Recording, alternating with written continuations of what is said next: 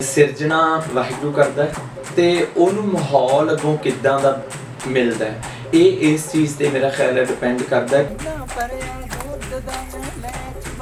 चढ़ गई छन्ना भरिया दूध दा मेले चबारे चढ़ गई छन्ना भरिया दूध दा मेले चबारे चढ़ गई छन्ना भरिया दूध दा मेले चबारे चढ़ गई सुता जाग के सिंगा तेरी मां मेरे नाल लड़दी। ਮੈਨੂੰ ਮੇਰੇ ਵਾਹਿਗੁਰੂ ਨੇ, ਮੇਰੇ ਰੱਬ ਨੇ ਮੈਨੂੰ ਸਿਰਜਿਆ, ਮੇਰੇ ਅੰਦਰ ਇੱਕ ਇਦਾਂ ਦਾ ਦੀਵਾ ਬਾਲਿਆ ਕਲਾ ਦਾ। ਹੁਣ ਉਹ ਕਲਾ ਦਾ ਦੀਵਾ ਬੁਝ ਵੀ ਸਕਦਾ ਸੀ।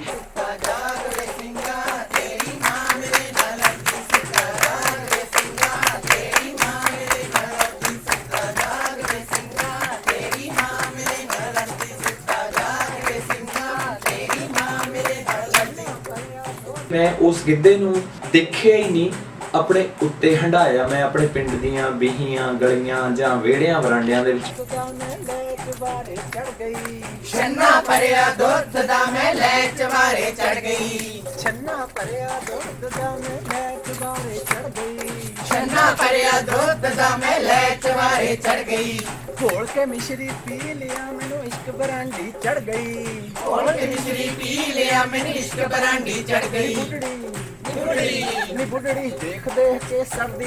ਜਦੋਂ ਕੋਈ ਚਾਹਣ ਵਾਲਾ, ਦੇਖਣ ਵਾਲਾ, ਸਾਨੂੰ ਪਸੰਦ ਕਰਨ ਵਾਲਾ ਇਹ ਕਹਿੰਦਾ ਹੈ ਕਿ ਬੇਬੇ ਦੀ ਉਮਰ ਇੰਨੀ ਆ, ਉਹ ਸਾਨੂੰ ਕਹਿੰਦੀ ਹੈ ਵੀ ਮੈਨੂੰ ਉਹ ਨੂਰ ਹੋਣਾ ਵਾਲਾ ਗਿੱਧਾ ਲਾ ਦੇ, ਵੀ ਮੈਨੂੰ ਤਾਂ ਉਹਨਾਂ ਨੇ ਮੇਰੇ ਬਚਪਨ ਦੇ, ਮੇਰੀ ਜਵਾਨੀ ਦੇ, ਮੇਰੇ ਧੀਆਂ ਤਰਿੰਜਣਾ ਦੇ ਦਿਨ ਯਾਦ ਕਰਾ ਦਿੱਤੇ। ਦੇਖ ਦੇਖ ਕੇ ਸੜਦੀ ਨੀ ਗੁੱਡੜੀ ਦੇਖ ਦੇਖ ਕੇ ਸੜਦੀ ਨੀ ਗੁੱਡੜੀ ਦੇਖ ਦੇਖ ਕੇ ਸੜਦੀ ਨੀ ਗੁੱਡੜੀ ਦੇਖ ਦੇਖ ਕੇ ਸੜਦੀ ਨੀ ਗੁੱਡੜੀ ਦੇਖ ਦੇਖ ਕੇ ਸੜਦੀ ਨੀ ਗੁੱਡੜੀ ਦੇਖ ਦੇਖ ਕੇ ਸੜਦੀ ਨੀ ਗੁੱਡੜੀ ਦੇਖ ਦੇਖ ਕੇ ਸੜਦੀ ਨੀ ਗੁੱਡੜੀ ਦੇਖ ਦੇਖ ਕੇ ਸੜਦੀ ਨੀ ਗੁੱਡੜੀ ਦੇਖ ਦੇਖ ਕੇ ਸੜਦੀ ਨੀ ਗੁੱਡੜੀ ਦੇਖ ਦੇਖ ਕੇ। ਮੈਨੂੰ ਸਿਰਫ ਸ਼ੌਕ ਸੀ ਗਿੱਧਾ ਪਾਉਣ ਦਾ, ਤੇ ਗਿੱਧਾ ਕਿਵੇਂ ਪਾਉਣਾ ਹੈ? ਕੁੜੀਆਂ ਵਾਲੀ ਡਰੈਸ ਪਾ ਕੇ। ਬਹੁਤ ਵਾਰੀ ਦੇਖਿਆ ਕਿ ਸਾਡੇ 'ਚ ਨਾ ਇੱਕ ਇਨਸਾਨੀਅਤ ਮੁੱਕ ਗਈ। ਅਸੀਂ ਆਂਢ ਗੁਆਂਢ 'ਚ ਦੇਖੀਦਾ, ਬਾਹਰ ਦੇਖੀਦਾ, ਅਸੀਂ ਦੇਖਦੇ ਹਾਂ ਕਿ ਜਿਹੜਾ ਬੰਦਾ ਹੈ ਨਾ, ਇਹ ਕਹਿੰਦਾ ਵੀ ਧਰਤੀ ਮੇਰੇ ਜਿਉਣ ਵਾਸਤੇ ਹੈ, ਹੈਨਾ। ਤੇ ਮੈਨੂੰ ਲੱਗਦਾ ਕਿ ਧਰਤੀ ਸਾਡੇ ਇਕੱਲਿਆਂ ਦੇ ਜਿਉਣ ਵਾਸਤੇ ਨਹੀਂ, ਬਹੁਤ ਸਾਰੇ ਪਸ਼ੂ ਪੰਛੀ ਜਾਨਵਰ ਜਿਹੜੇ ਆਲੇ ਦੁਆਲੇ ਸਾਡੇ, ਜਿਹੜੇ ਸਾਡੇ ਤੇ ਡਿਪੈਂਡ ਨੇ। ਆ ਗਈ ਬਲੇ ਕੋਈ ਨਹੀਂ, ਇਹ ਤਾਂ ਬਾਂਦਰੀ ਆ ਗਈ, ਬਾਂਦਰੀ ਚਾਂਦੀ ਚਾਂਦੀ ਚਾਂਦੀ ਦੇਖ ਲੋ ਵੇ ਲੋਕੋ ਨਵੀਂ ਬਾਂਦਰੀ ਲਿਆਂਦੀ ਦੇਖ ਲੋ ਵੇ ਲੋਕੋ ਨਵੀਂ ਬਾਂਦਰੀ ਲਿਆਂਦੀ ਦੇਖ ਲੋ ਵੇ ਲੋਕੋ ਨਵੀਂ ਬਾਂਦਰੀ ਲਿਆਂਦੀ ਦੇਖ ਲੋ ਵੇ ਲੋਕੋ ਨਵੀਂ ਬਾਂਦਰੀ। ਬੜੇ ਰਾਜਕਲ ਸਲਾਰ ਕਈ ਪਾਜੋ ਕੋ ਬੋਲੀ ਤੇ ਰਾਜਾ ਕਹਿੰਦੀ ਮੈਂ ਲੋਕ ਰੰਗ ਨੂਰਾਟਾਂ ਦੀ ਇੰਟਰਵਿਊ ਲੈਣ ਜਾਣਾ। ਇਹ ਤਾਂ ਭੈਣੇ ਕਿਉਂ ਬੜੀ ਬਾਜ਼ਾਰ ਚ ਕਹਿੰਦੀ ਭਾਈ ਮੈਂ ਚੜੀ ਪਿੰਡ ਜਾਣਾ, ਮੈਨੂੰ ਕੋਈ ਏਦਾਂ ਦੀ ਚੀਜ਼ ਬਣਾ ਕੇ ਦੇ ਜਿਹੜੀ ਮੇਰੇ ਕੋਲ ਲੋਕ ਖੜ ਦੇਖਣ, ਕੋਠਾਂ ਤੇ ਚੜ ਦੇਖਣ। ਇਹ ਕਹਿੰਦੀ ਮੈਂ ਤਾਂ ਬੜਾ ਸਾਰਾ ਸਲਾਰਾ ਪਾ ਕੇ ਜਾਣਾ ਹੈ, ਬੜਾ ਸਾਰਾ ਸਲਾਰਾ ਪਾ ਕੇ ਜਾਣਾ ਹੈ। ਨਹੀਂ ਹੋਇਆ ਕੀ ਹੋਇਆ? ਕੱਪੜਿਆਂ ਦੀ ਦੁਕਾਨ 'ਚ ਗਈ, ਕਹਿੰਦੀ ਭਾਈ ਮੇਰੀ ਗੱਲ ਸੁਣ, ਕਹਿੰਦੀ ਮੈਨੂੰ 30-40 ਮੀਟਰ ਕੱਪੜਾ ਦੇ ਇਕੱਠਾ ਥਾਨ। ਉਹ ਕਹਿੰਦੇ ਬੀਬੀ ਇਕੱਠਾ ਥਾਨ ਕੀ ਕਰਨਾ ਹੈ ਤੈਂ?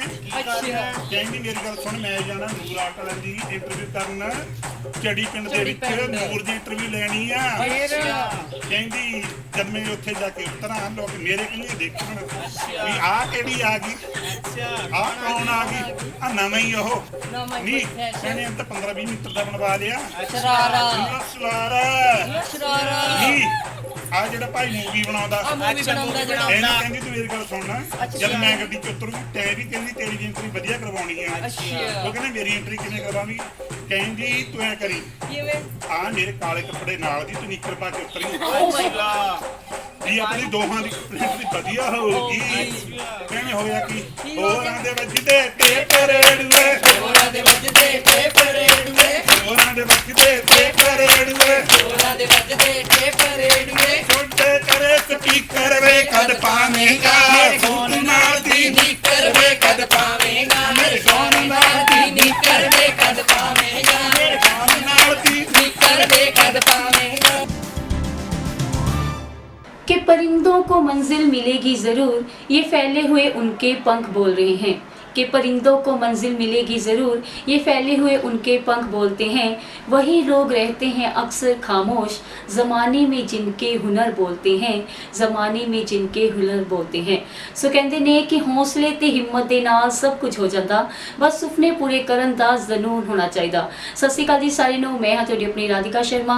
पंजाब 24 देख रहे सारे दर्शकों का करते हाँ निੱਘਾ स्वागत। सो अज तुहाडी मुलाकात करवाउण जा रही हाँ एक इहो जी शख्सियत दे नाल। पहला वारिस शाह ने कहा सी कि रांझा रांझा करदी नी मैं आपे रांझा होई, सद्दो नी मैनू धीदो रांझा, मैनू हीर ना आखो कोई, मैनू हीर ना आखो कोई। पूना ने कहा है कि गिद्धा गिद्धा करदी नी मैं आपे गिद्धा होई। गिद्धियां दी राणी दा खिताब जिन्हां नूं मिलिया है विरसे नूं प्यार करन वाले ते एक बहुत ही नेक शख्सियत, पढ़ाई के मामले विच भी जिहड़े as a teacher as a profession है उन्हां दा, ते एक बहुत ही चंगी नेक शख्सियत जिन्हां ने गिद्धे नूं अगे लैके आंदा है। हाँ जी, गल करन जा रहे हैं नूर जोरा उर्फ जोरावर सिंह जी। सत श्री अकाल जी, पंजाब 24 तुहाडा स्वागत करदा। सत श्री अकाल जी। सब तो पहला ਤੁਹਾਨੂੰ ਸਤਿ ਸ਼੍ਰੀ ਅਕਾਲ ਤੇ ਪੰਜਾਬ 20 ਟੀਵੀ ਚੈਨਲ ਦੇਖਣ ਵਾਲੇ ਸਾਰੇ ਦਰਸ਼ਕਾਂ ਨੂੰ ਮੇਰੇ ਵੱਲੋਂ ਸਤਿ ਸ਼੍ਰੀ ਅਕਾਲ ਜੀ। ਸੋ ਸਭ ਤੋਂ ਪਹਿਲਾਂ ਸਾਡਾ ਕੁਐਸਚਨ ਰਹੇਗਾ ਕਿ ਜ਼ੋਰਾਵਰ ਸਿੰਘ ਤੋਂ ਨੂਰ ਜ਼ੋਰਾ ਦਾ ਸਫ਼ਰ ਕਿਵੇਂ ਦਾ ਰਿਹਾ? ਦੇਖੋ ਜੀ, ਜਦੋਂ ਆਪਾਂ ਸਫ਼ਰ ਦੀ ਗੱਲ ਕਰਦੇ ਹਾਂ ਇੱਕ ਬੜੀ ਲੰਬੀ ਚੀਜ਼ ਹੁੰਦੀ ਹੈ ਸਫ਼ਰ, ਤੇ ਜਦੋਂ ਸਫ਼ਰ ਇੱਕ ਲਫ਼ਜ਼ ਅਸੀਂ ਬੋਲਦੇ ਹਾਂ ਤਾਂ ਬਹੁਤ ਲੰਬੀਆਂ ਲੰਬੀਆਂ ਪਗਡੰਡੀਆਂ, ਬੇਹੀਆਂ, ਸੜਕਾਂ, ਪਹੇ, ਰਸਤੇ ਬਣ ਜਾਂਦੇ ਨੇ। ਸਫ਼ਰ ਤਾਂ ਬੜਾ ਲੰਬਾ ਹੈ। ਮੈਂ ਤੁਹਾਨੂੰ ਸ਼ਾਰਟ 'ਚ ਦੱਸੂਗਾ ਕਿ ਜ਼ੋਰਾਵਰ ਸਿੰਘ ਮੇਰੇ ਫਾਦਰ ਸਾਹਿਬ ਨੇ ਮੇਰਾ ਨਾਂ ਰੱਖਿਆ ਬੜੇ ਸ਼ੌਕ ਨਾਲ। ਇਹਦੇ ਪਿੱਛੇ ਵੀ ਇੱਕ ਵੱਡੀ ਸਟੋਰੀ ਹੈ।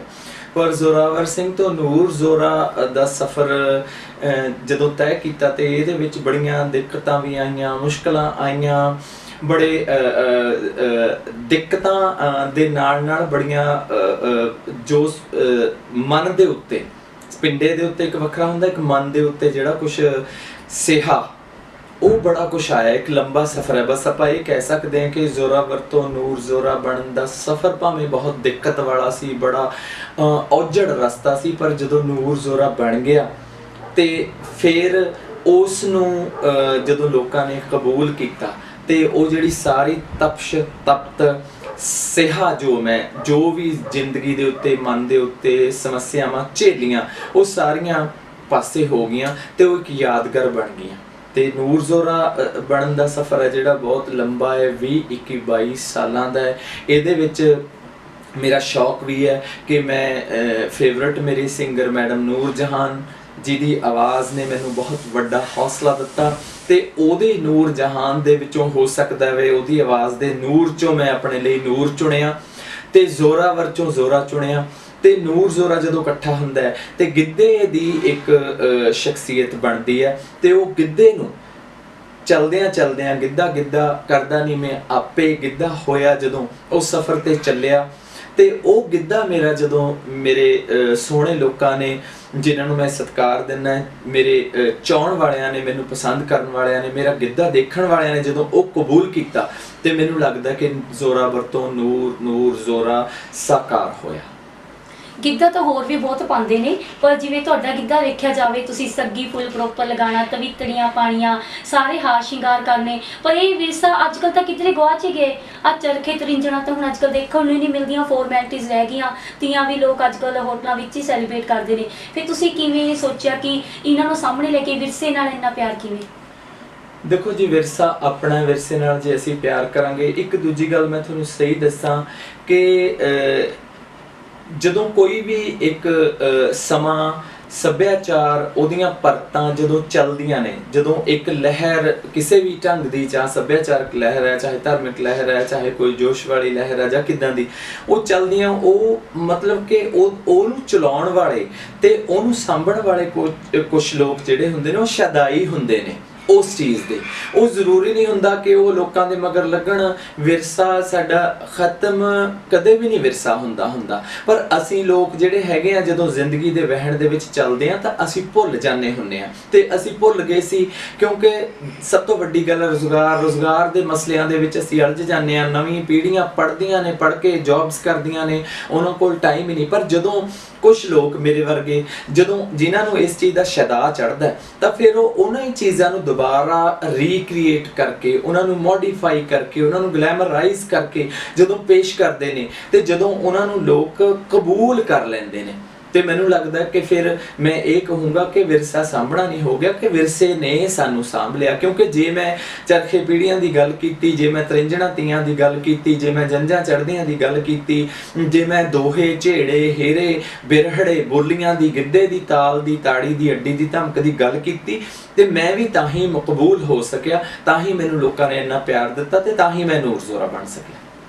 ਕੀ ਕਿਸੇ ਤੋਂ ਸਿੱਖਿਆ ਇਹ ਚੀਜ਼ਾਂ, ਬੋਲੀਆਂ ਪਾਣੀਆਂ ਜਾਂ ਜੋ ਵੀ ਮੈਟਰ ਇਕੱਠਾ ਕੀਤਾ, ਜਾਂ ਆਪਣੇ ਆਪ ਹੀ ਤੁਹਾਨੂੰ ਆਮਦ ਹੋਈ, ਪਰਮਾਤਮਾ ਨੇ ਆਪਣੇ ਆਪ ਹੀ ਇਸ ਰਾਹ ਤੇ ਕੋਈ ਤੁਹਾਡਾ ਗੁਰੂ ਹੋਵੇ ਇਸ ਪ੍ਰੋਫੈਸ਼ਨ 'ਚ? ਦੇਖੋ ਜੀ, ਸਿਰਜਣਾ ਵਾਹਿਗੁਰੂ ਕਰਦਾ ਹੈ, ਤੇ ਉਹਨੂੰ ਮਾਹੌਲ ਅੱਗੋਂ ਕਿੱਦਾਂ ਦਾ ਮਿਲਦਾ ਹੈ, ਇਹ ਇਸ ਚੀਜ਼ ਤੇ ਮੇਰਾ ਖਿਆਲ ਹੈ ਡਿਪੈਂਡ ਕਰਦਾ ਕਿ ਮੈਨੂੰ ਮੇਰੇ ਵਾਹਿਗੁਰੂ ਨੇ, ਮੇਰੇ ਰੱਬ ਨੇ ਮੈਨੂੰ ਸਿਰਜਿਆ, ਮੇਰੇ ਅੰਦਰ ਇੱਕ ਇਦਾਂ ਦਾ ਦੀਵਾ ਬਾਲਿਆ ਕਲਾ ਦਾ। ਹੁਣ ਉਹ ਕਲਾ ਦਾ ਦੀਵਾ ਬੁਝ ਵੀ ਸਕਦਾ ਸੀ, ਉਹ ਕਲਾ ਦਾ ਦੀਵਾ ਡਿਸਟਰਕਸ਼ਨ ਵਾਲੇ ਪਾਸੇ ਵੀ ਜਾ ਸਕਦਾ ਸੀ, ਪਰ ਹੋ ਸਕਦਾ ਮੈਂ ਜਦੋਂ ਪਿੰਡ ਦੇ ਵਿੱਚ ਵਿਚਰਿਆ, ਆਪਣੇ ਪਿੰਡ ਦੇ ਵਿੱਚ ਆਪਣੀਆਂ ਭੈਣਾਂ ਨਾਲ, ਜਿਵੇਂ ਮੈਂ ਬਹੁਤ ਸਾਰੀਆਂ ਇੰਟਰਵਿਊਜ਼ ਦੱਸਦਾ ਹੁੰਦਾ ਕਿ ਸਾਡੀ ਜੁਆਇੰਟ ਫੈਮਿਲੀ, ਮੇਰੇ ਚਾਚੇ ਦੀ ਤੇ ਸਾਡੀ, ਮੇਰੀਆਂ ਟੋਟਲ 7 ਭੈਣਾਂ, ਤੇ ਉਹਨਾਂ ਦਾ ਅਸਰ, ਬੱਚੇ ਇੱਕ ਕੁੜੀ ਵਾਂਗੂ, ਛੋਟੇ ਬੱਚੇ ਵਾਂਗੂ, ਗੁੱਡੀ ਵਾਂਗੂ ਉਹਨਾਂ ਦਾ ਮੈਨੂੰ ਪਾਲਣਾ, ਤੇ ਫਿਰ ਜਦੋਂ ਕਿਸੇ ਦੇ ਘਰੇ ਵਿਆਹ ਸ਼ਾਦੀ ਹੋਣੀ ਤੇ ਮੈਨੂੰ ਨਾਲ ਲੈ ਕੇ ਜਾਣਾ, ਤੇ ਬੀਜ ਰੂਪ ਚ ਬਚਪਨ ਚ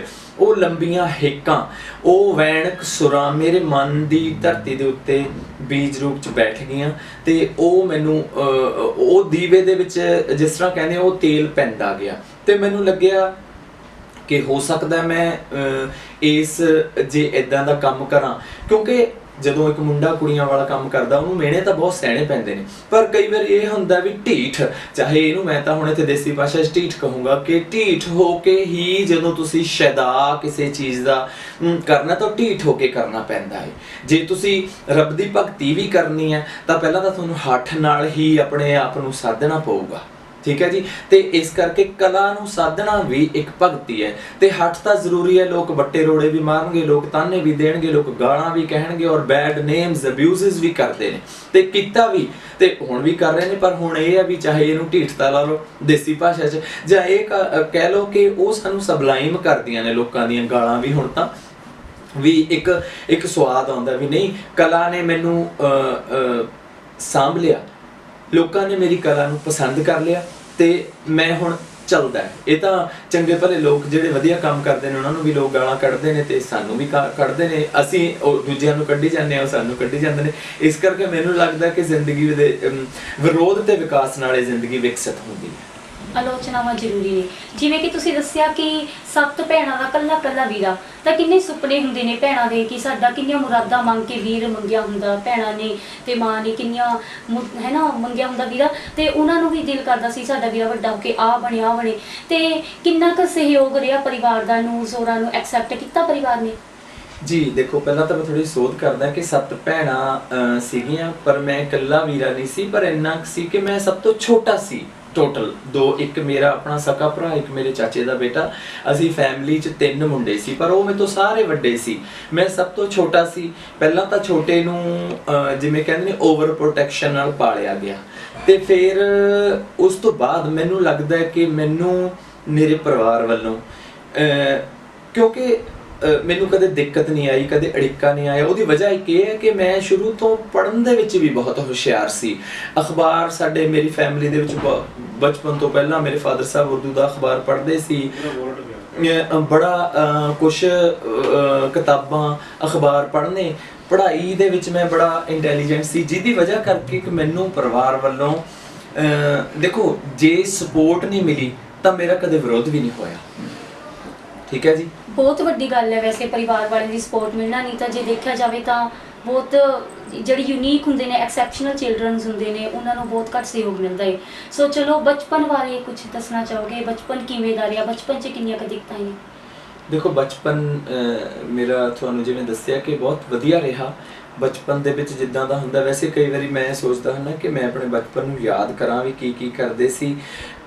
ਮੈਨੂੰ ਲੱਗਦਾ ਕਿ ਮੈਨੂੰ ਬਹੁਤੀਆਂ ਗੱਲਾਂ ਬਚਪਨ ਦੀਆਂ ਭੁੱਲ ਹੀ ਗਈਆਂ, ਪਰ ਚਲੇਟ ਕੇ ਮੀਂਹ ਦੇ ਵਿੱਚ ਨਹਾ ਕੇ ਟੀਚਰ ਤੋਂ ਘੂਰ ਕੁੱਟ ਖਾ ਕੇ ਕਾਲੀ ਸਿਆਹੀ ਨਾਲ ਹੱਥ ਲਵੇੜ ਕੇ ਮੂੰਹ ਲਵੇੜ ਕੇ ਜਿਵੇਂ ਨੀਲੀ ਸਿਆਹੀ ਨਾਲ ਲਿਖਦੇ ਸੀ ਸਕੂਲ ਦੇ ਵਿੱਚ ਹੈ, ਜਾਂ ਲੜ ਕੇ ਇੱਕ ਦੂਜੇ ਦਾ ਫੱਟੀਆਂ ਨਾਲ ਸਿਰ ਪਾੜ ਕੇ, ਹਨਾ ਬਚਪਨ ਉਦਾਂ ਦਾ ਹੀ ਲੰਘਿਆ ਜਿਵੇਂ ਬਾਕੀਆਂ ਦਾ ਸੀ। ਇਹ ਸੀਗਾ ਕਿ ਥੋੜਾ ਜਿਹਾ ਵੱਖਰਾ ਹੋਣ ਦੀ ਵਜ੍ਹਾ ਕਰਕੇ ਮਨ ਦੇ ਵਿੱਚ ਬਚਪਨ ਤੋਂ ਇੱਕ ਡਰ ਸੀ ਤੇ ਥੋੜਾ ਜਿਹਾ ਡਰ ਕੇ ਰਹਿਣਾ।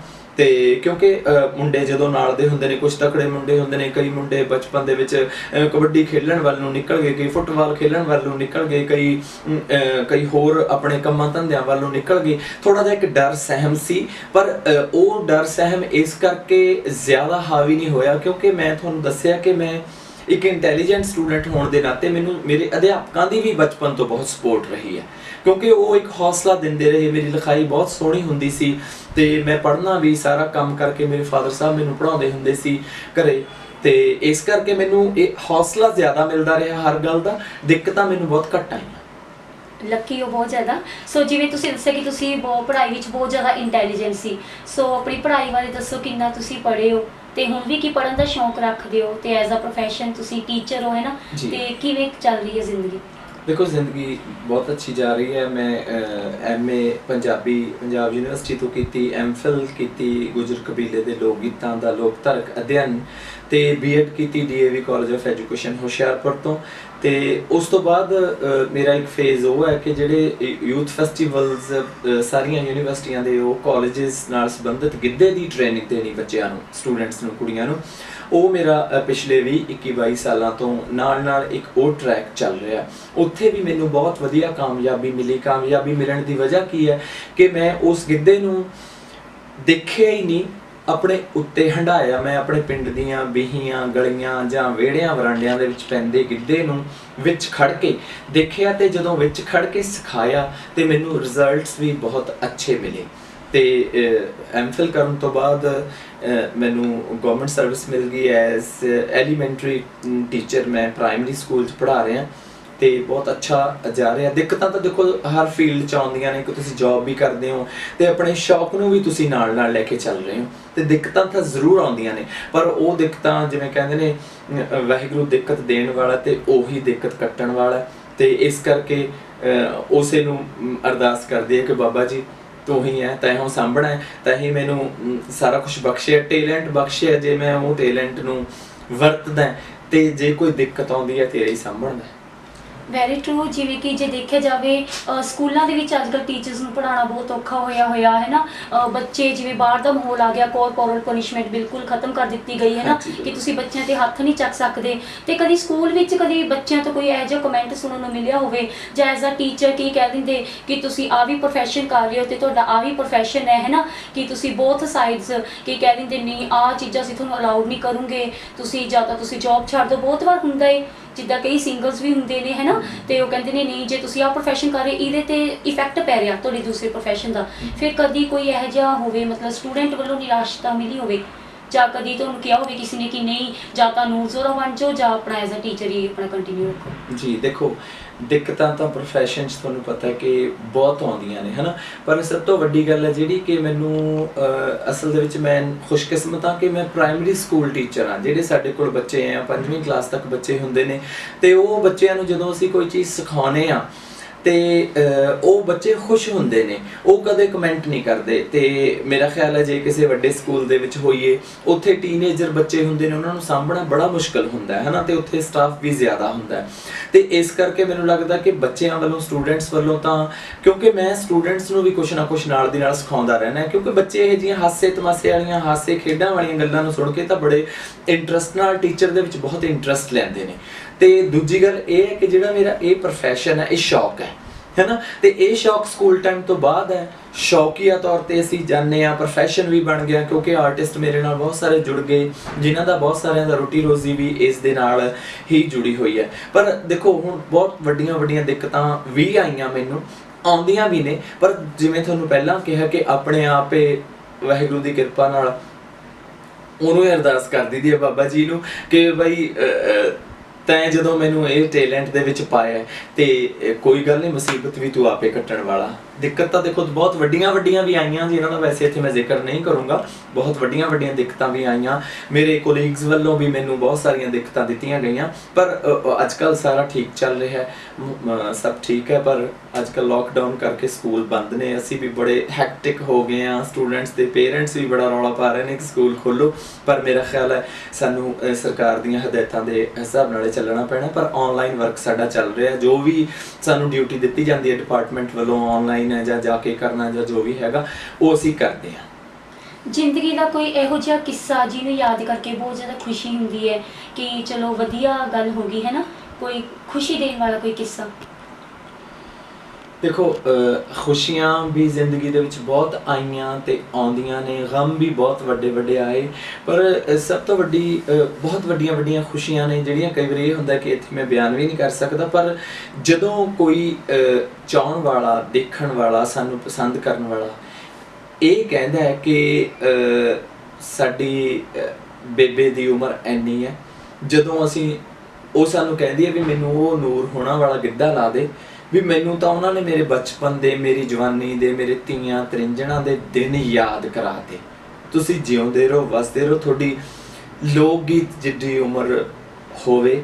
ਮੇਰੀਆਂ ਚਾਹਣ ਵਾਲੀਆਂ ਭੈਣਾਂ ਬਾਹਰਲੇ ਦੇਸਾਂ 'ਚ ਬੈਠੀਆਂ ਜਦੋਂ ਇੱਦਾਂ ਦੀਆਂ ਦੁਆਵਾਂ ਕਰਦੀਆਂ ਨੇ, ਤੇ ਇਹਨਾਂ ਦੁਆਵਾਂ ਦੀ ਇੰਨੀ ਖੁਸ਼ੀ ਹੁੰਦੀ ਹੈ ਕਿ ਜੇ ਮੈਂ ਕਲਚਰ ਦੇ ਵਿੱਚ ਚੁੱਭੀ ਮਾਰੀ, ਸੱਭਿਆਚਾਰ 'ਚ ਆਪਣੇ ਵਿਰਸੇ ਦਾ ਲੜ ਫੜਿਆ, ਉੱਥੋਂ ਮੈਂ ਕੁਛ ਆਪਣੀ ਚੋਗ ਚੁਗ ਕੇ ਉਹਨੂੰ ਆਪਣੇ ਢੰਗ ਨਾਲ ਲੋਕਾਂ ਦੇ ਸਾਹਮਣੇ ਪੇਸ਼ ਕੀਤਾ, ਤੇ ਉਹ ਪੇਸ਼ਕਾਰੀ ਮੇਰੀ ਉਹਨਾਂ ਨੇ ਸਿਰ ਮੱਥੇ ਰੱਖੀ, ਤੇ ਉਹ ਮੈਨੂੰ ਸਭ ਤੋਂ ਵੱਡੀ ਇਹੀ ਮੈਨੂੰ ਲੱਗਦਾ ਕਿ ਖੁਸ਼ੀ ਹੈ।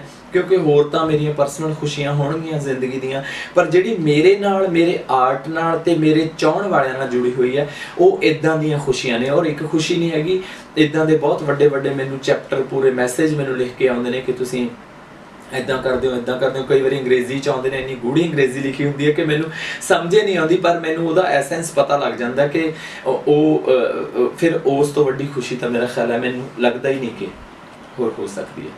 ਕੋਈ ਇਹੋ ਜਿਹਾ ਕਿੱਸਾ ਜਿਹਨੂੰ ਯਾਦ ਕਰਕੇ ਦੁੱਖ ਹੁੰਦਾ ਹੋਵੇ ਬਹੁਤ ਜ਼ਿਆਦਾ, ਜਾਂ ਵਧੀਆ ਨਹੀਂ ਲੱਗਦਾ ਹੋਵੇ ਕਿ ਕੋਈ ਕਿਸੇ ਨੇ ਕੋਈ ਇੰਨੀ ਜ਼ਿਆਦਾ ਦਿਲ ਨੂੰ ਛੂਹਣ ਵਾਲੀ ਗੱਲ ਕਹਿਤੀ, ਹਾਰਟ ਟਚਿੰਗ? ਵੈਸੇ ਵੀ ਮਤਲਬ ਅਸੀਂ ਖੁਸ਼ੀਆਂ ਭੁੱਲ ਜਾਂਦੇ ਪਰ ਦੁੱਖ ਅਸੀਂ ਯਾਦ ਰੱਖਦੇ, ਇੱਕ ਦੁੱਖ ਨੂੰ ਯਾਦ ਕਰਕੇ ਬੰਦਾ ਸਾਰੀ ਜ਼ਿੰਦਗੀ ਰੋਂਦਾ ਰਹਿੰਦਾ, ਤੇ ਕੋਈ ਇਹੋ ਜਿਹਾ ਕਿੱਸਾ?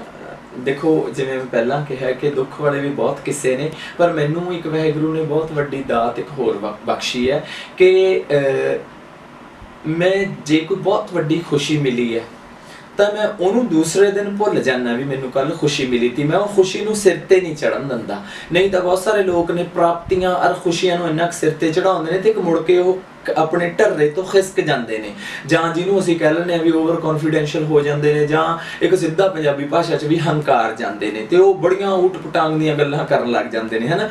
ਤੇ ਉਸੇ ਤਰ੍ਹਾਂ ਬਹੁਤ ਵੱਡੇ ਗਮ ਜਿਹੜੇ ਮੇਰੇ ਪਰਸਨਲ ਨੇ, ਠੀਕ ਹੈ, ਤੇ ਉਹ ਵੀ ਮਿਲੇ ਲੋਕਾਂ ਵੱਲੋਂ। ਕਈ ਵਾਰੀ ਇਹ ਹੁੰਦਾ ਕਿ ਬੜਾ ਭੈੜਾ ਕਿਸੇ ਨੇ ਕਮੈਂਟ ਕਰਤਾ, ਉਹ ਵੀ ਮਿਲਿਆ, ਪਰ ਮੈਨੂੰ ਇਹ ਵੀ ਹੈ ਕਿ ਦੂਜੇ ਦਿਨ ਮੈਂ ਉਹ ਵੀ ਭੁੱਲ ਜਾਂਦਾ। ਮੈਨੂੰ ਲੱਗਦਾ ਕਿ ਵਾਹਿਗੁਰੂ ਨੇ ਮੈਨੂੰ ਦਾਤ ਬਖਸ਼ੀ ਹੈ ਤਾਂ ਕਿ ਮੈਂ ਆਪਣੇ ਆਪ ਨੂੰ ਬੈਲੈਂਸ ਰੱਖ ਸਕਾਂ, ਕਿਉਂਕਿ ਬਹੁਤ ਸਾਰੇ ਲੋਕਾਂ ਨੂੰ ਬਹੁਤ ਵੱਡੀਆਂ ਜਦੋਂ ਖੁਸ਼ੀਆਂ ਮਿਲਦੀਆਂ ਪ੍ਰਾਪਤੀ ਨਾਲ, ਤੇ ਉਹ ਪ੍ਰਾਪਤੀ ਨੂੰ ਸਿਰ ਤੇ ਚੜਾਉਂਦੇ ਨੇ। ਮੈਂ ਕਦੇ ਅੱਜ ਤੱਕ ਪ੍ਰਾਪਤੀਆਂ ਵੀ ਬਹੁਤ ਹੋਈਆਂ ਨੇ, ਮੈਂ ਪ੍ਰਾਪਤੀ ਨੂੰ ਕਦੇ ਸਿਰ ਤੇ ਨਹੀਂ ਚੜਾਇਆ। ਪ੍ਰਾਪਤੀ ਹੋਗੀ ਸਾਈਡ ਤੇ ਉਸ ਤੋਂ ਬਾਅਦ ਫੇਰ ਜ਼ੀਰੋ ਤੋਂ ਸ਼ੁਰੂ ਕਰਨਾ, ਤੇ ਗਮ ਆ ਗਿਆ ਵੱਡਾ, ਹੰਢਾ ਲਿਆ, ਆਪਣੇ ਤੇ ਹੰਢਾ ਲਿਆ, ਜਾਂ ਜਿੱਦਾਂ ਦਾ ਵੀ ਮਾਹੌਲ ਬਣਿਆ ਹੰਢਾ ਲਿਆ, ਉਸ ਤੋਂ ਬਾਅਦ ਸਾਈਡ ਤੇ, ਉਸ ਤੋਂ ਬਾਅਦ ਫੇਰ ਜ਼ੀਰੋ ਤੋਂ ਸ਼ੁਰੂ ਕਰਨਾ। ਵੀ ਹੁਣ ਸਟਰਗਲ ਹੈ, ਮਤਲਬ ਲਾਈਫ 'ਚ ਸਟਰਗਲ ਛੱਡੀ ਨਹੀਂ ਹੈਗੀ। ਇਹ ਨਹੀਂ ਸੋਚਿਆ ਵੀ ਗਮ ਆ ਗਿਆ ਤੇ ਟੁੱਟ ਕੇ ਬਹਿ ਜਾਓ।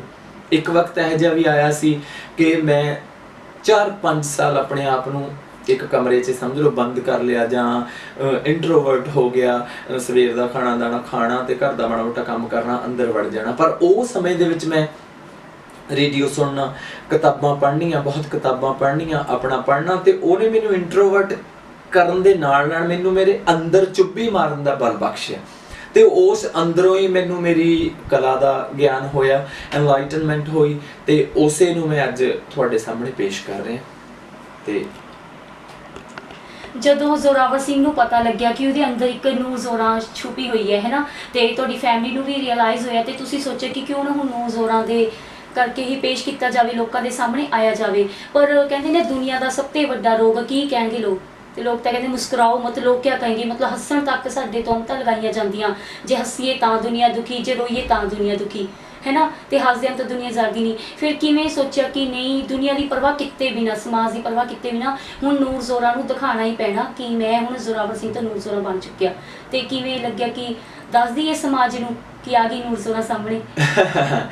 ਦੇਖੋ ਇਹ ਰਿਹਾ ਇੱਕ ਸਪੈਸ਼ਲ, ਜਿਵੇਂ ਕਹਿੰਦੇ ਨੇ ਕਈਆਂ ਦੀ ਲਾਈਫ 'ਚ ਕੋਈ ਜਰਕ ਆਉਂਦਾ ਹੈ, ਉੱਦਾਂ ਦਾ ਜਰਕ ਨਹੀਂ ਸੀ ਇਹ। ਚਲਦਿਆਂ ਹੌਲੀ ਹੌਲੀ ਆਪਣੇ ਆਪ, ਜਿਸ ਤਰ੍ਹਾਂ ਕਹਿੰਦੇ ਨੇ ਵੀ ਜਿਵੇਂ ਇੱਕ ਫੁੱਲ ਖਿੜਨ ਨੂੰ ਤੇ ਫਲ ਬਣਨ ਨੂੰ ਇੱਕ ਟਾਈਮ ਲੱਗਦਾ ਹੈ ਹਨਾ, ਇੱਕ ਡਾਇਰੈਕਟ ਨਹੀਂ। ਪਹਿਲਾਂ ਤਾਂ ਜ਼ੋਰਾਵਰ ਤੇ ਜ਼ੋਰਾ ਹੀ ਸੀ, ਤੇ ਜਦੋਂ ਲੱਗਿਆ ਕਿ ਮੈਂ ਇਸ ਪ੍ਰੋਫੈਸ਼ਨ 'ਚ ਮੇਰਾ ਬਣ ਗਿਆ ਹਨਾ, ਉਦੋਂ ਫਿਰ ਜਿਵੇਂ ਕਹਿੰਦੇ ਨੇ ਆਪਾਂ ਕਿਸੇ ਦੀ ਨੋਮਨਕਲੇਚਰ ਕਰਦੇ ਆ ਹਨਾ। ਪਹਿਲਾਂ ਤਾਂ ਆਪਾਂ ਨੂੰ ਪਤਾ ਨਹੀਂ ਹੁੰਦਾ, ਮੈਨੂੰ ਨਹੀਂ ਸੀ ਪਤਾ ਕਿ ਮੈਂ ਕੋਈ ਇਹ ਅੱਛਾ ਕੰਮ ਕਰ ਰਿਹਾ। ਮੈਨੂੰ ਸਿਰਫ ਸ਼ੌਕ ਸੀ ਗਿੱਧਾ ਪਾਉਣ ਦਾ, ਤੇ ਗਿੱਧਾ ਕਿਵੇਂ ਪਾਉਣਾ, ਕੁੜੀਆਂ ਵਾਲੀ ਡਰੈਸ ਪਾ ਕੇ, ਠੀਕ ਹੈ ਜੀ। ਤਾਨੇ ਮਿਹਣਿਆਂ ਚੋਂ ਨਿਕਲਿਆ ਤੇ ਇੱਕ ਚੱਲਦੇ ਫੈਮਿਲੀ ਨੂੰ ਹੌਲੀ ਹੌਲੀ ਵੀ ਕਦੇ ਡਰੈਸ ਪਾ ਲਈ, ਕਦੇ ਨਾ ਪਾਈ, ਕਦੇ ਗਿੱਧਾ ਪਾ ਲਿਆ, ਕਦੇ ਕਲੈਕਸ਼ਨ ਕਰ ਲਈ, ਇਦਾਂ ਚੱਲਦੇ ਹੋਇਆ। ਉਹ ਮਤਲਬ ਇੱਕਦਮ ਧਮਾਕਾ ਨਹੀਂ ਹੋਇਆ ਜਾਂ ਇੱਕਦਮ ਬਹੁਤ ਵੱਡਾ ਟਰਨਿੰਗ ਪੁਆਇੰਟ ਨਹੀਂ ਆਇਆ। ਹੌਲੀ ਹੌਲੀ ਜਿਵੇਂ ਕਹਿੰਦੇ ਨੇ ਬਲੌਸਮ ਕਰਦਾ ਫੁੱਲ, ਹੌਲੀ ਹੌਲੀ ਬੀਜ ਬਣਦਾ, ਬੂਟਾ ਬਣਦਾ, ਫਿਰ ਡੋਡੀ ਬਣਦੀ ਹੈ, ਫਿਰ ਹੌਲੀ ਹੌਲੀ ਫੁੱਲ ਖਿੜਦਾ, ਫੁੱਲ ਖਿੜ ਕੇ ਫਲ ਬਣਦਾ। ਇਦਾਂ ਲੱਗਿਆ ਕਿ ਮੈਨੂੰ ਵੀ ਕਦੇ ਅਹਿਸਾਸ ਨਹੀਂ ਹੋਇਆ ਕਿ ਹੁਣ ਮੇਰੇ ਅੰਦਰ ਨੂਰ ਜ਼ੋਰਾ ਜਿਹੜੀ ਜੋ ਇੱਕ ਕਲਾ ਹੈ, ਨੂਰ ਜ਼ੋਰਾ ਨੂੰ ਮੈਂ ਕਲਾ ਕਹੂੰਗਾ। ਮੈਂ ਉਹਨੂੰ ਔਰਤ ਨਹੀਂ ਕਹਿੰਦਾ, ਮੈਂ ਉਹਨੂੰ ਮਰਦ ਨਹੀਂ ਕਹਿੰਦਾ, ਮੈਂ ਉਹਨੂੰ ਕੋਈ ਜੈਂਡਰ ਦੇ ਵਿੱਚ ਨਹੀਂ ਫਿਕਸ ਕਰੂੰਗਾ। ਨੂਰ ਜ਼ੋਰਾ ਮੇਰੀ ਕਲਾ ਦਾ ਨਾਂ ਹੈ ਹਨਾ, ਤੇ ਮੇਰਾ ਨਾਂ ਤਾਂ ਜ਼ੋਰਾਵਰ ਹੈ, ਠੀਕ ਹੈ। ਤੇ ਉਹ ਨੂਰ ਜ਼ੋਰਾ ਮੇਰੀ ਕਲਾ ਦਾ ਨਾਂ ਹੈ ਵੀ ਉਹ ਕਲਾ ਹੌਲੀ ਹੌਲੀ ਬਲੌਸਮ ਹੋਈ, ਖਿੜੀ, ਤੇ ਆਪਣੇ ਆਪ ਉਹਦੇ ਨਾਲ ਇੱਕ ਕੰਟੀਨਿਊਸਲੀ ਜਿਵੇਂ ਸ਼ੇਡ ਬਣਦੀ ਗਈ, ਉਹ ਨੂਰ ਜ਼ੋਰਾ ਸਭ ਦੇ ਸਾਹਮਣੇ ਆ ਗਈ। ਜ਼ਿੰਦਗੀ ਵਿੱਚ ਕਿਸੇ ਨੇ ਤੁਹਾਡਾ ਬਹੁਤ ਜ਼ਿਆਦਾ ਸਾਥ ਦਿੱਤਾ ਹੋਵੇ, ਹੁਣ ਤੱਕ ਵੀ ਸਾਥ ਦਿੰਦੇ ਹੋਏ, ਤੇ ਰੋਲ ਮਾਡਲ ਕਿਹਨੂੰ ਮੰਨਦੇ ਹੋ ਆਪਣੀ ਜ਼ਿੰਦਗੀ ਵਿੱਚ ਤੁਸੀਂ? ਦੇਖੋ ਰੋਲ ਮਾਡਲ ਇੱਕ ਨਹੀਂ ਹੁੰਦਾ।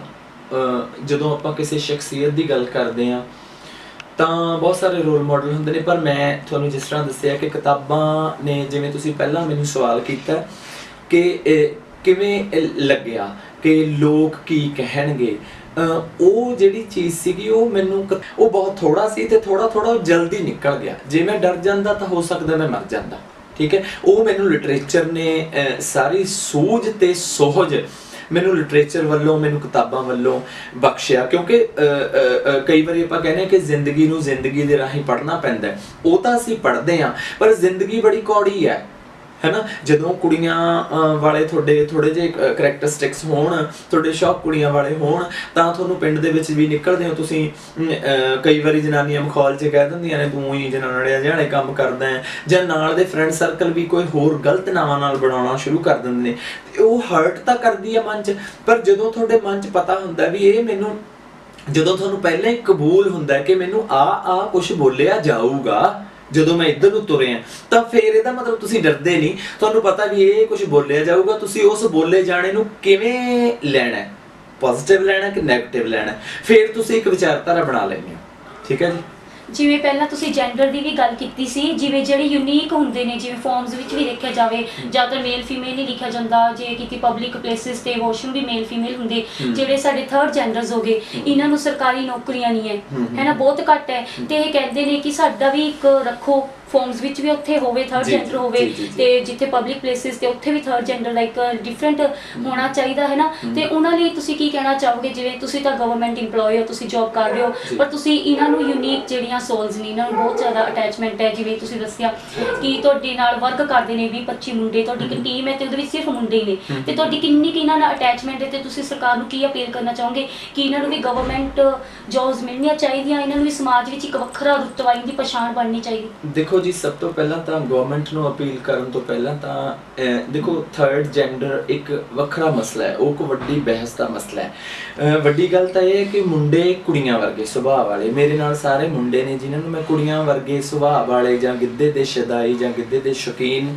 ਆਖੂੰਗਾ ਜਾਂ ਨੱਚਣ ਟੱਪਣ ਦੇ ਸ਼ੌਕੀਨ ਆਖੂੰਗਾ, ਉਹ ਜਦੋਂ ਸੁਸਾਇਟੀ ਦਾ ਮਾਹੌਲ ਹੈ, ਕਈ ਵਾਰੀ ਬੱਚਿਆਂ ਨੂੰ ਪਿੰਚ ਕੀਤਾ ਜਾਂਦਾ ਜਾਂ ਕਿਸੇ ਪਿੰਡ ਦੇ ਵਿੱਚ ਮੁੰਡਿਆਂ ਨੂੰ ਜਿਹੜੇ ਇਦਾਂ ਦੇ ਉਹਨਾਂ ਨੂੰ ਬਹੁਤ ਮਾੜਾ ਬਿਹੇਵ ਕੀਤਾ ਜਾਂਦਾ, ਤਾਂ ਹੌਲੀ ਹੌਲੀ ਉਹ ਆਪਣੇ ਰਸਤੇ ਤੋਂ ਭਟਕ ਕੇ ਉਹਨਾਂ ਨੂੰ ਫਿਰ ਇੱਕੋ ਹੀ ਸਹਾਰਾ ਲੱਗਦਾ ਕਿ ਉਹ ਉਸ ਥਰਡ ਜੈਂਡਰ ਦੇ ਸੈਕਸ਼ਨ ਦੇ ਵਿੱਚ ਚਲੇ ਜਾਣ, ਉੱਥੇ ਜਾ ਕੇ ਉਹ ਉਹਨਾਂ 'ਚ ਇਨਵੋਲਵ ਹੋ ਜਾਣ। ਪਰ ਮੈਂ ਸਰਕਾਰਾਂ ਨੂੰ ਦੇਖੋ, ਸਰਕਾਰਾਂ ਨੇ ਆਪਣੇ ਹਿਸਾਬ ਨਾਲ ਕੰਮ ਕਰਦੇ ਰਹਿਣਾ ਹੁੰਦਾ ਹੈ ਨਾ, ਕਰਦੀਆਂ ਨੇ ਨਹੀਂ ਕਰਦੀਆਂ ਇੱਕ ਵੱਖਰੀ ਗੱਲ ਹੈ, ਪਰ ਮੈਂ ਇਹ ਚਾਹੁੰਦਾ ਕਿ ਜਿਹੜੇ ਮੁੰਡੇ ਕੁੜੀਆਂ ਵਰਗੇ ਸੁਭਾਅ ਦੇ ਨੇ, ਵੈਸੇ ਤਾਂ ਬਹੁਤ ਸਾਰੇ ਆਰਟਿਸਟ ਔਰ ਟੈਲੈਂਟਡ ਬੰਦੇ, ਸਿੰਗਰ ਵੀ, ਈਵਨ ਲੇਖਕ ਵੀ, ਈਵਨ ਆਰਟਿਸਟ ਵੀ, ਈਵਨ ਐਕਟਰ ਵੀ, ਈਵਨ ਉਹ ਬਹੁਤ ਕਾਮਯਾਬ ਨੇ ਜਿਨ੍ਹਾਂ ਦੇ ਅੰਦਰ ਕੋਈ ਨਾ ਕੋਈ ਇਦਾਂ ਦੀ ਅੱਗ ਹੁੰਦੀ ਹੈ। ਇਹ ਅੱਗ ਹੈ ਜਿਹੜੀ ਕਲਾ ਹੈ, ਕਲਾ ਤਾਂ ਆਪਣੇ ਤੌਰ ਤੇ ਔਰਤ ਹੈ, ਕਲਾ ਇੱਕ ਫੀਮੇਲ ਜੈਂਡਰ ਹੈ। ਜਦ ਆਪਾਂ ਕਹਿੰਦੇ ਆ ਉਹਦੀ ਕਲਾਕਾਰੀ ਕਿੰਨੀ ਸੋਹਣੀ ਹੈ, ਤੇਰੇ 'ਚ ਯਾਰ ਕਲਾ ਹੈ, ਬਹੁਤ ਕਲਾ ਹੈ, ਇਟ ਮੀਨਸ ਤੇਰੇ 'ਚ ਕਲਾ ਬਹੁਤ ਕਲਾ, ਉਹਨੂੰ ਐਜ਼ ਏ ਮੈਨ ਨਹੀਂ ਲਿਆ ਜਾਂਦਾ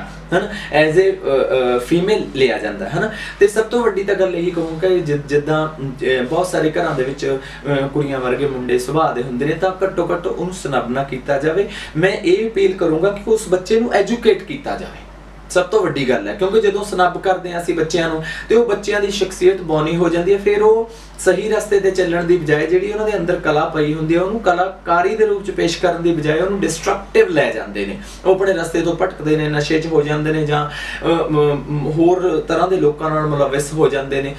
ਸਭ ਤੋਂ ਵੱਡੀ ਗੱਲ ਹੈ ਕਿ ਜੇ ਅਸੀਂ ਸਾਡਾ ਸੈਕਸ਼ਨ ਐਜੂਕੇਟ ਹੋਊਗਾ ਤੇ ਤਾਂ ਹੀ ਅਸੀਂ ਨੌਕਰੀਆਂ ਮੰਗਾਂਗੇ। ਪੜ੍ਹਿਆ ਤਾਂ ਮੈਂ ਇੱਕ ਨਾ ਹੋਵਾਂ ਤੇ ਅੱਡਿਆਂ ਦੇ ਉੱਤੇ ਮੈਂ ਤੁਰਿਆ ਫਿਰਦਾ ਹੋਵਾਂ ਸੂਟ ਪਾ ਕੇ ਕੁੜੀਆਂ ਵਾਲੇ, ਤੇ ਮੈਂ ਹਾਊ ਕੈਨ ਆਈ ਡਿਮਾਂਡ ਸਰਕਾਰ ਨੂੰ ਕਹਿ ਸਕਦਾ ਕਿ ਮੈਨੂੰ ਸਰਕਾਰੀ ਨੌਕਰੀ ਦਿਓ, ਹਨਾ? ਨਹੀਂ ਕਰ ਸਕਦੇ। ਸਭ ਤੋਂ ਵੱਡੀ ਗੱਲ ਹੈ ਕਿ ਅਸੀਂ ਅਸਲ 'ਚ ਸਾਡਾ ਜਿਹੜਾ ਸਮਾਜ ਹੈ ਨਾ, ਉਹ ਅਸੀਂ ਪਛਾਣ ਨਹੀਂ ਕਰਦੇ ਕਿ ਸਾਡੇ ਬੱਚੇ ਦਾ ਮੈਂਟਲ ਸੈਟਅਪ ਕਿੱਦਾਂ ਦਾ।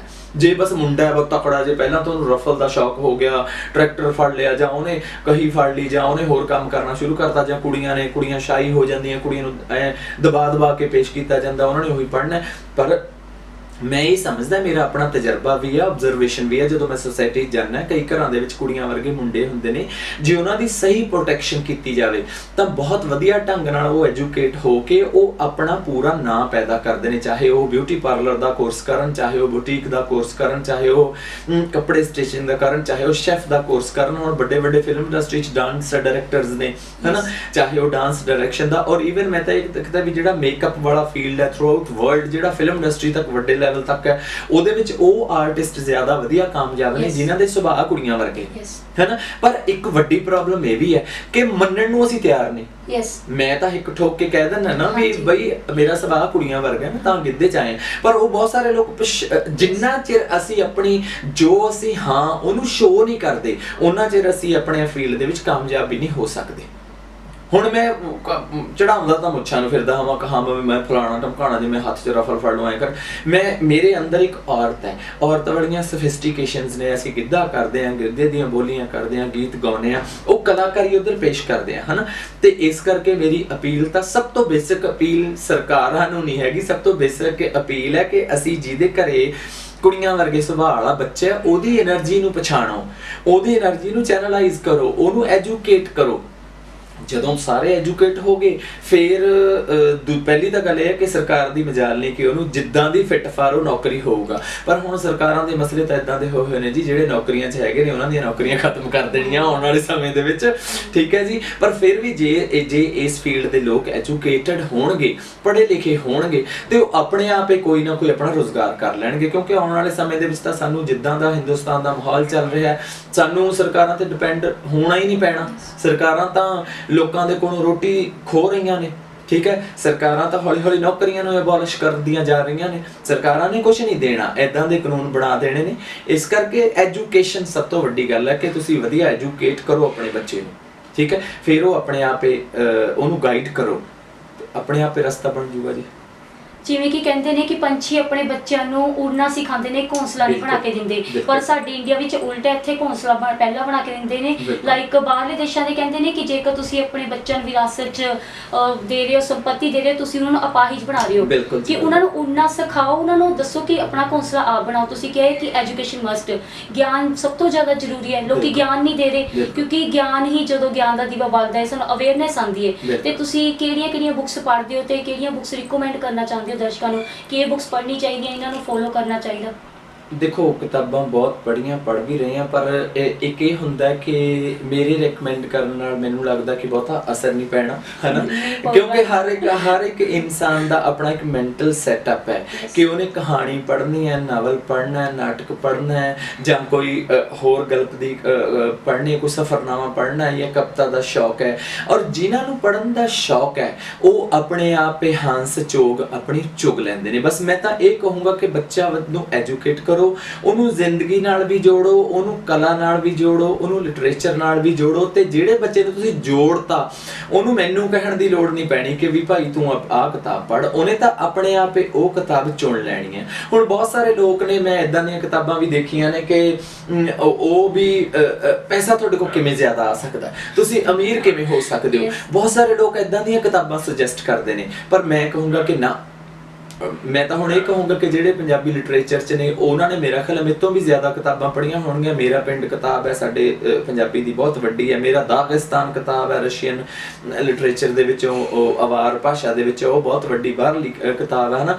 ਹੁਣ ਜਿਹੜੀਆਂ ਰੀਸੈਂਟ ਨੇ, ਮੈਨੂੰ ਲੱਗਦਾ ਹੁਣ 2-3 ਸਾਲ ਤੋਂ ਮੇਰਾ ਜਿਹੜੀਆਂ ਨਵੀਆਂ ਕਿਤਾਬਾਂ ਨਾਲ ਵਾਹ ਵਾਸਤਾ ਥੋੜਾ ਟੁੱਟਿਆ ਹੋਇਆ, ਕਿਉਂਕਿ ਜੌਬ ਹੈ, ਨਾਲ ਮੇਰਾ ਇਹ ਪ੍ਰੋਫੈਸ਼ਨ ਹੈ, ਸ਼ੌਕ ਹੈ, ਇਹਦੇ ਕਰਕੇ ਇੰਨੇ ਕੁ ਬਿਜ਼ੀ ਹੋਈਦਾ, ਫਿਰ ਸਿਹਤ ਵੀ ਅਲਾਉ ਨਹੀਂ ਕਰਦੀ, ਹੈ ਨਾ, ਤੇ ਇੰਨੇ ਕੁ ਬਿਜ਼ੀ ਹੋਈ ਤੱਕ ਕਿਤਾਬਾਂ। ਪਰ ਮੈਨੂੰ ਬਹੁਤ ਸਾਰੇ ਪਬਲੀਕੇਸ਼ਨਸ ਵਾਲੇ, ਇੱਕ ਮੁੰਡਾ ਪਟਿਆਲੇ ਤੋਂ, ਮੈਂ ਪਬਲੀਕੇਸ਼ਨ ਭੁੱਲ ਗਿਆ, ਉਹ ਕਾਫੀ ਦਿਨ ਹੋ ਗਏ ਮੁੰਡਾ ਮੈਨੂੰ ਕਾਲ ਕਰ ਰਿਹਾ, ਮੈਂ ਉਹਨੂੰ ਮਿਲਣਾ ਸੀ।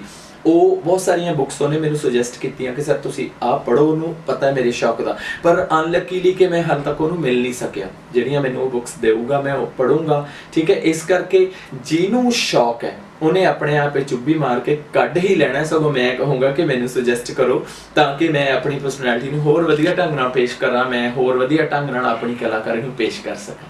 ਜਿਵੇਂ ਕਿ ਤੁਸੀਂ ਐਜ਼ ਆ ਪ੍ਰੋਫੈਸ਼ਨ ਟੀਚਰ ਹੋ ਤੇ ਗਵਰਨਮੈਂਟ ਇੰਪਲੋਈ ਹੋ, ਲੱਕੀ ਹੋ, ਹੈ ਨਾ, ਸਰਕਾਰੀ ਨੌਕਰੀਆਂ, ਗੈਰ ਸਰਕਾਰੀ ਅੰਕੜੇ ਦੇ ਅਨੁਸਾਰ 60 ਲੱਖ ਪੜ੍ਹਿਆ ਲਿਖਿਆ ਨੌਜਵਾਨ ਅੱਜ ਕੱਲ੍ਹ ਬੇਰੁਜ਼ਗਾਰ ਬੈਠਾ ਹੈ। MA BEd PhD ਕਰਕੇ ਲੋਕ, ਕੋਈ ਗੋਲ ਗੱਪਿਆਂ ਦੀ ਰੇਹੜੀ ਲਗਾ ਰਿਹਾ ਤੇ ਉੱਤੇ ਲਿਖਿਆ ਹੁੰਦਾ ਹੈ ਸਪੈਸ਼ਲ, ਹੈ ਨਾ, MA BEd ਬੇਰੁਜ਼ਗਾਰ, ਹੈ ਨਾ, ਗੋਲ ਗੱਪਿਆਂ ਦੀ ਰੇਹੜੀ, ਕੋਈ ਕੜੀ ਚੌਲ ਲਗਾ ਰਿਹਾ ਹੈ ਇੰਨੀ ਡਿਗਰੀਆਂ ਕਰਕੇ, ਹੈ ਨਾ, ਕਿੰਨੀ ਬੇਰੁਜ਼ਗਾਰੀ ਫੈਲੀ ਹੋਈ ਹੈ। ਬਟ ਲੱਕੀਲੀ ਤੁਹਾਡੇ ਕੋਲ ਜੋਬ ਹੈਗੀ ਹੈ। ਤੇ ਅੱਜ ਕੱਲ੍ਹ ਦੇ ਮੁੱਦਿਆਂ ਦੀ ਗੱਲ ਕਰੀਏ, ਜੋ ਸਰਕਾਰ ਨੇ ਆਹ 3 ਆਰਡੀਨੈਂਸ ਪਾਸ ਕੀਤੇ ਨੇ, ਬਿੱਲ ਪਾਸ ਕੀਤੇ ਕਿਸਾਨਾਂ ਦੇ ਉੱਤੇ, ਜਿੱਦਾਂ ਕਿਸਾਨ ਬਾਕੀ ਸਾਰੇ ਤੇ ਤਾਂ ਕੰਟਰੋਲ ਕਰ ਰਿਹਾ, ਹੁਣ ਪਤਾ ਲੱਗ ਗਿਆ ਜ਼ਮੀਨ ਜੱਟ ਦੀ ਮਾਂ ਹੈ ਨਾ, ਇਹਦੇ ਤੇ ਵੀ ਕੰਟਰੋਲ ਕਰਨ ਨੂੰ ਫਿਰਦੀ ਹੈ। ਸਭ ਤੋਂ ਵੱਡੀ ਨੀਡ ਜਿਹੜੀ ਰੋਟੀ ਹੈ, ਸਭ ਤੋਂ ਪਹਿਲਾਂ ਰੋਟੀ ਹੈ, ਉਸ ਤੋਂ ਮਕਾਨ ਕੱਪੜਾ ਤਾਂ ਚਲੋ ਹੁੰਦਾ ਰਹਿੰਦਾ, ਪਰ ਜੇ ਰੋਟੀ ਖਾਓਗੇ ਤਾਂ ਹੀ ਜਿੰਦਾ ਰਹੋਗੇ, ਤੇ ਉਹਦੇ ਤੇ ਵੀ ਕਬਜ਼ਾ ਕਰਨ ਨੂੰ ਫਿਰਦੀ। ਤੇ ਕਿਸਾਨਾਂ ਦੇ ਜਿਹੜੇ ਮੁੱਦੇ ਹੈ, ਇਹਦੇ ਬਾਰੇ ਕੀ ਕਹਿਣਾ ਚਾਹੋਗੇ, ਜਿਹੜਾ ਅੱਜ ਕੱਲ੍ਹ ਸਭ ਤੋਂ ਹੌਟ ਮੁੱਦਾ ਹੈ? ਜੀ ਦੇਖੋ, ਸਭ ਤੋਂ ਪਹਿਲਾਂ ਤਾਂ ਅਸੀਂ ਜਿਹੜਾ ਸਾਡਾ ਪੰਜਾਬੀ ਕਲਚਰ ਹੈ, ਮੇਰੇ ਹਿਸਾਬ ਨਾਲ ਮੇਰਾ ਓਪੀਨੀਅਨ ਹੈ ਕਿ ਜਿੱਥੋਂ ਤੱਕ ਅਸੀਂ ਚੱਲਦੇ ਹਾਂ, ਦੇਖੋ ਸਾਰੇ ਕਿੱਤੇ ਨੇ ਬਹੁਤ ਸਾਰੇ, ਪਰ ਜਿਹੜਾ ਇੱਕ ਪੰਜਾਬੀ ਦਾ ਕਲਚਰ ਹੈ, ਪੰਜਾਬ ਦੀ ਜਿਹੜੀ ਇੱਕ ਤਾਸੀਰ ਹੈ, ਉਹ ਕਿਸਾਨੀ ਦੇ ਦੁਆਲੇ ਘੁੰਮਦੀ ਹੈ। ਕਿਸਾਨ ਦੇ ਕਿੱਤੇ ਨਾਲ ਸਾਰੇ ਕਿੱਤੇ, ਵਪਾਰ ਹੈ, ਵਣਜ ਹੈ, ਇੰਡਸਟਰੀ ਹੈ, ਟੈਕਨੀਕਲ ਚੀਜ਼ਾਂ ਨੇ, ਐਜੂਕੇਸ਼ਨ, ਸਾਰਾ ਕੁਝ ਕਿਸਾਨ ਦੇ ਦੁਆਲੇ ਘੁੰਮਦਾ ਹੈ।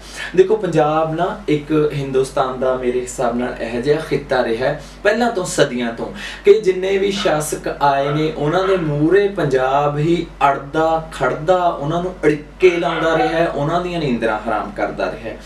ਤੇ ਆਫਟਰ ਪਾਰਟੀਸ਼ਨ ਵੀ ਪੰਜਾਬ ਦੇ ਵਿੱਚੋਂ ਹੀ ਨਵੀਆਂ ਲਹਿਰਾਂ ਪੈਦਾ ਹੁੰਦੀਆਂ ਰਹੀਆਂ, ਤੇ ਅਸੀਂ ਸਾਰੇ ਇਸ ਚੀਜ਼ ਦੇ ਖਿਲਾਫ ਹਾਂ, ਕਿਉਂਕਿ ਜਦੋਂ ਕਿਸਾਨੀ ਹੀ ਪੰਜਾਬ ਦੀ ਖਤਮ ਕਰਤੀ, ਤੇ ਮੇਰਾ ਖਿਆਲ ਹੈ ਕਿ ਪੰਜਾਬ ਜਿਹੜਾ ਕਿ ਇੱਕ ਹਿੰਦੁਸਤਾਨ ਦੀ ਛਤਰ ਭੁਜਾ, ਤੇ ਇੱਥੋਂ ਦੇ ਲੋਕ ਜਿਹੜੇ ਇੱਥੇ ਦਾ ਕਲਚਰ ਹੈ ਜਿਹੜਾ ਸਾਰਾ ਬਹੁਤ ਹਿੰਦੁਸਤਾਨ ਨੂੰ ਈਵਨ ਰਿਪਰੈਜ਼ੈਂਟ ਕਰਦਾ ਹੈ, ਤੇ ਇੱਥੋਂ ਦੇ ਫਸਲਾਂ ਉਗਾਈਆਂ ਜਾਂਦੀਆਂ, ਵੱਧ ਤੋਂ ਵੱਧ ਪੂਰੇ ਸੈਂਟਰ ਦੇ ਭੰਡਾਰ ਭਰੇ ਜਾਂਦੇ ਨੇ। ਤੇ ਜਦੋਂ ਇਹਨਾਂ ਨੂੰ ਦਿੱਕਤ ਆਉਣੀ ਹੈ, ਤੇ ਫਿਰ ਅਸੀਂ ਜਿਹੜੇ ਇੱਥੇ ਵਸਦੇ ਹਾਂ, ਸਾਨੂੰ ਵੀ ਦਿੱਕਤਾਂ ਆਉਣੀਆਂ ਨੇ, ਸਾਨੂੰ ਹੀ ਦਿੱਕਤਾਂ ਆਉਣੀਆਂ ਨੇ, ਵੀ ਨਹੀਂ ਕਹਿੰਦਾ, ਕਿਉਂਕਿ ਅਸੀਂ ਸਾਰੇ ਕਿਸਾਨੀ ਦੇ ਆਲੇ ਦੁਆਲੇ ਹੀ ਜਿੰਨੇ ਵੀ ਸਾਡੇ ਕਿੱਤੇ ਨੇ, ਜੇ ਇੱਥੇ ਸਾਡੇ ਫੂਡ ਵਧੀਆ ਤਿਆਰ ਹੁੰਦਾ ਹੈ, ਫਸਲਾਂ ਉਗਦੀਆਂ ਨੇ ਤੇ ਸਾਨੂੰ ਘੱਟੋ ਘੱਟ ਉਹ ਸਹੀ ਮਾਤਰਾ ਸਾਨੂੰ ਡੋਰ ਟੂ ਡੋਰ ਮਿਲ ਜਾਂਦੀਆਂ। ਜਿਵੇਂ ਅਸੀਂ ਪਿੰਡ 'ਚ ਰਹਿੰਦੇ ਆ, ਅਸੀਂ ਮੋਸਟਲੀ ਹਰ ਸਾਲ ਪਿੰਡ ਦੇ ਵਿੱਚੋਂ ਹੀ ਕਣਕ ਖਰੀਦ ਲੈਣੀ ਹੈ, ਪਿੰਡ 'ਚੋਂ ਹੀ ਚੌਲ ਖਰੀਦ ਲੈਣੇ ਨੇ, ਮੋਸਟਲੀ ਜ਼ਿਆਦਾ ਸਬਜ਼ੀਆਂ ਭਾਜੀਆਂ ਵੀ ਪਿੰਡ ਦੇ ਵਿੱਚੋਂ ਹੀ ਖਰੀਦ ਲੈਣੀਆਂ, ਚਾਹੇ ਉਹ ਖਰੀਦਣੀਆਂ ਨੇ। ਪਰ ਇਹ ਹੈ ਕਿ ਡੋਰ ਆਉਣੀਆਂ ਨੇ ਤਾਂ ਸਾਨੂੰ ਸਭ ਤੋਂ ਵੱਧ ਫਿਰ ਪਾਣੀ ਦੀ ਸਮੱਸਿਆ ਆਉਣੀ ਹੈ, ਬਹੁਤ ਵੱਡੀ, ਹਰ ਚੀਜ਼ ਦੀ ਸਮੱਸਿਆ ਹੈ। ਇਸ ਕਰਕੇ ਇਹ ਬਹੁਤ ਵੱਡਾ ਮੁੱਦਾ ਜਿਹਦਾ ਅਸੀਂ ਵੀ ਵਿਰੋਧ ਕਰਦੇ ਹਾਂ, ਸਾਰੇ ਆਰਟਿਸਟ ਵੱਡੇ ਵੱਡੇ ਵਿਰੋਧ ਕਰ ਰਹੇ ਨੇ, ਹਰ ਕੋਈ ਵਿਰੋਧ ਕਰ ਰਿਹਾ ਹੈ। ਇਸ ਦੇ ਪ੍ਰਤੀ ਅਵੇਅਰ ਹੋਣਾ ਚਾਹੀਦਾ ਸਾਰਿਆਂ ਨੂੰ ਤੇ ਇਹ ਅੱਜ ਦਾ ਵੱਡਾ ਮੁੱਦਾ ਹੈ ਜਿਹਦੇ ਲਈ ਸਾਨੂੰ ਰਲ ਕੇ। ਪਰ ਇੱਕ ਸਮੱਸਿਆ ਇਹ ਵੀ ਹੈ ਕਿਉਂਕਿ ਇੱਥੇ ਬਹੁਤ ਦਿਨਾਂ ਤੋਂ ਅਸੀਂ ਦੇਖਦੇ ਆ ਰਹੇ ਹਾਂ ਕਿ ਜੋ ਕਿਸਾਨੀ ਦਾ ਅਸਲ ਮੁੱਦਾ ਹੈ ਉਸ ਨੂੰ ਭਟਕਾਉਣ ਦੇ ਬਹੁਤ ਸਾਰੇ ਯਤਨ ਕੀਤੇ ਜਾ ਰਹੇ ਨੇ। ਤੇ ਪਰ ਮੈਂ ਇਹੀ ਬਾਰ-ਬਾਰ ਅਪੀਲ ਕਰੂੰਗਾ ਕਿ ਸਾਰੇ ਲੋਕ ਰਲੋ, ਕਿਸਾਨ ਯੂਨੀਅਨਾਂ ਰਲਣ। ਕਿਸਾਨਾਂ ਦਾ ਮੁੱਦਾ, ਮਜ਼ਦੂਰਾਂ ਦਾ ਮੁੱਦਾ, ਸਾਡਾ ਸਾਰਿਆਂ ਦਾ ਮੁੱਦਾ ਹੈ। ਸਾਨੂੰ ਰਲ ਕੇ ਪਾਰਟੀਬਾਜ਼ੀ ਤੋਂ ਉੱਤੇ ਚੱਲ ਕੇ ਸਾਨੂੰ ਪਹਿਲਾਂ ਪੰਜਾਬ ਬਚਾਉਣਾ ਚਾਹੀਦਾ। ਪਾਰਟੀਆਂ ਤਾਂ ਆਪਣੇ ਆਪੇ ਬਚ ਜਾਣਗੀਆਂ। ਇਸ ਕਰਕੇ ਮੈਂ ਇਹੀ ਕਹੂੰਗਾ ਕਿ ਸਾਰਿਆਂ ਨੂੰ ਰਲ ਕੇ, ਪੰਜਾਬ ਦੇ ਪੂਰੇ ਲੋਕਾਂ ਨੂੰ ਰਲ ਕੇ, ਚਾਹੇ ਉਹ ਕਿਸਾਨ ਹੈ, ਜ਼ਿਮੀਂਦਾਰ ਹੈ, ਮਜ਼ਦੂਰ ਹੈ, ਵਪਾਰੀ ਹੈ, ਕਲਾਕਾਰ ਹੈ, ਆਰਟਿਸਟ ਹੈ, ਕੁਝ ਵੀ, ਉਹਨਾਂ ਨੂੰ ਸਾਰਿਆਂ ਨੂੰ ਰਲ ਕੇ ਹੰਬਲਾ ਮਾਰਨਾ ਚਾਹੀਦਾ ਤਾਂ ਕਿ ਅਸੀਂ ਆਪਣੇ ਪੰਜਾਬ ਨੂੰ ਬਚਾ ਲਈਏ। ਬਾਕੀ ਚੀਜ਼ਾਂ ਤਾਂ ਬਾਅਦ ਚੋਂ ਬਚ ਜਾਣਗੀਆਂ। ਜੇ ਬਾਕੀ ਚੀਜ਼ਾਂ ਬਚਾਉਣ ਲੱਗੇ ਤੇ ਪੰਜਾਬ ਗਿਆ ਤੇ ਫਿਰ ਕੁਝ ਵੀ ਨਹੀਂ ਰਹਿਣਾ। Very true. ਵੈਸੇ ਹਲੇ ਮਹਾਮਾਰੀ ਫੈਲੀ ਹੋਈ ਹੈ, ਐਪੀਡੈਮਿਕ ਫੈਲੀ ਹੋਈ ਹੈ ਤੇ ਬਾਅਦ ਵਿੱਚ ਭੁੱਖਮਰੀ ਫੈਲੂਗੀ। ਜੀ ਬਿਲਕੁਲ, ਲੋਕ ਭੁੱਖ ਨਾਲ ਜ਼ਿਆਦਾ ਲੋਕ ਮਰਨਗੇ। ਤੇ ਜਿਵੇਂ ਇੱਕ ਹੋਰ ਮੁੱਦਾ ਅੱਜਕੱਲ ਦਾ ਕਰੰਟ ਅਫੇਅਰ ਚੱਲ ਰਿਹਾ ਹੈ, ਕਰੋਨਾ ਐਪੀਡੈਮਿਕ ਮਹਾਮਾਰੀ ਕਿਹਾ ਜਾਂਦਾ ਹੈ। ਪਹਿਲੇ ਸੁਣਨ ਚ ਆਉਂਦਾ ਤਾਂ 100 ਸਾਲ ਬਾਅਦ ਜਦੋਂ ਮਹਾਮਾਰੀ ਫੈਲਦੀ ਸੀ ਲੋਕ ਸ਼ਰੇਆਮ ਦਿਖ ਰਹੇ ਸੀ ਸੜਕਾਂ ਤੇ, ਲੋਕ ਮਰਦੇ, ਨੋ ਟ੍ਰੀਟਮੈਂਟ। ਪਰ ਅੱਜਕੱਲ ਲੋਕ ਮਰਦੇ ਨੇ ਹਸਪੀਟਲਸ ਦੇ ਵਿੱਚ। ਤੇ ਜੇ ਦੇਖਿਆ ਜਾਵੇ ਅੱਜ ਜਦੋਂ ਕਿਸਾਨਾਂ ਦੇ ਮੁੱਦੇ ਤੇ ਜਾਂ ਪਹਿਲਾਂ ਵੀ ਹੁਣ ਜਿੱਦਾਂ ਇਲੈਕਸ਼ਨਸ ਹੋਣੇ ਨੇ ਤਾਂ ਰੈਲੀਆਂ ਦੇ ਵਿੱਚ ਕਰੋਨਾ ਨਹੀਂ ਦਿਖਣ ਨੂੰ ਮਿਲ ਰਿਹਾ। ਬੱਸਾਂ ਭਰ ਕੇ ਚਲਾਈਆਂ ਜਾ ਰਹੀਆਂ। There is no fear of corona in the buses, no in the rallies, ਹੈ ਨਾ। ਤੇ ਨਾ ਰੈਲੀਆਂ 'ਚ ਕਰੋਨਾ ਹੈ। ਵੈਸੇ ਅਸੀਂ ਸੋਸ਼ਲ ਡਿਸਟੈਂਸ ਦਾ ਪਾਲਣਾ ਕਰਨੀ, ਅਸੀਂ ਹੱਥ ਧੋਣੇ ਨੇ ਬਾਰ-ਬਾਰ, ਮਾਸਕ ਲਗਾਉਣੇ ਨੇ, ਆਪਣੀ ਪਰਸਨਲ ਗੱਡੀ ਵਿੱਚ ਘਰੋਂ ਨਿਕਲਦੇ ਨੇ ਤੇ ਮਾਸਕ ਲਗਾਉਣਾ ਪੈਣਾ। ਤੇ ਲੋਕੀ ਪੁਲਿਸ ਤੋਂ ਡਰਦੇ ਮਾਸਕ ਲਗਾ ਰਹੇ ਨੇ। ਵੈਸੇ ਅਸੀਂ ਘਰਾਂ ਵਿੱਚ ਤਾਂ ਮਾਸਕ, ਜੇ ਹਵਾ ਵਿੱਚ ਹੈ ਤਾਂ ਅਸੀਂ ਘਰਾਂ ਵਿੱਚ ਵੀ ਤਾਂ ਅਸੀਂ ਰੋਟੀ ਵੀ ਫਿਰ ਮਾਸਕ ਲਗਾ ਕੇ ਹੀ ਖਾਓ, ਹੈ ਨਾ। ਤੇ ਘਰ ਵਿੱਚ ਵੀ ਮਾਸਕ ਲਗਾ ਕੇ ਰੱਖੋ। ਫਿਰ ਕੀ ਕਹਿਣਾ ਚਾਹੋਗੇ ਕਿ ਹੈ ਕਰੋਨਾ ਨਾਮ ਦੀ ਮਹਾਮਾਰੀ ਤੇ ਕਿੰਨਾ ਕੁ ਡਰ ਇਹਦਾ? ਫਿਰ ਹਸਪੀਟਲ ਵਿੱਚ ਕਿਉਂ ਮਾਰ ਰਹੇ ਨੇ ਲੋਕ, ਭਿਖਾਰੀਆਂ ਨੂੰ ਕਿਉਂ ਨਹੀਂ ਹੋ ਰਿਹਾ? ਤੇ ਰੈਲੀਆਂ ਵਿੱਚ ਕਿਉਂ ਕਰੋਨਾ ਨਹੀਂ ਫੈਲਿਆ ਤੇ ਬੱਸਾਂ 'ਚ ਕਿਉਂ ਨਹੀਂ ਕਰੋਨਾ ਫੈਲ ਰਿਹਾ?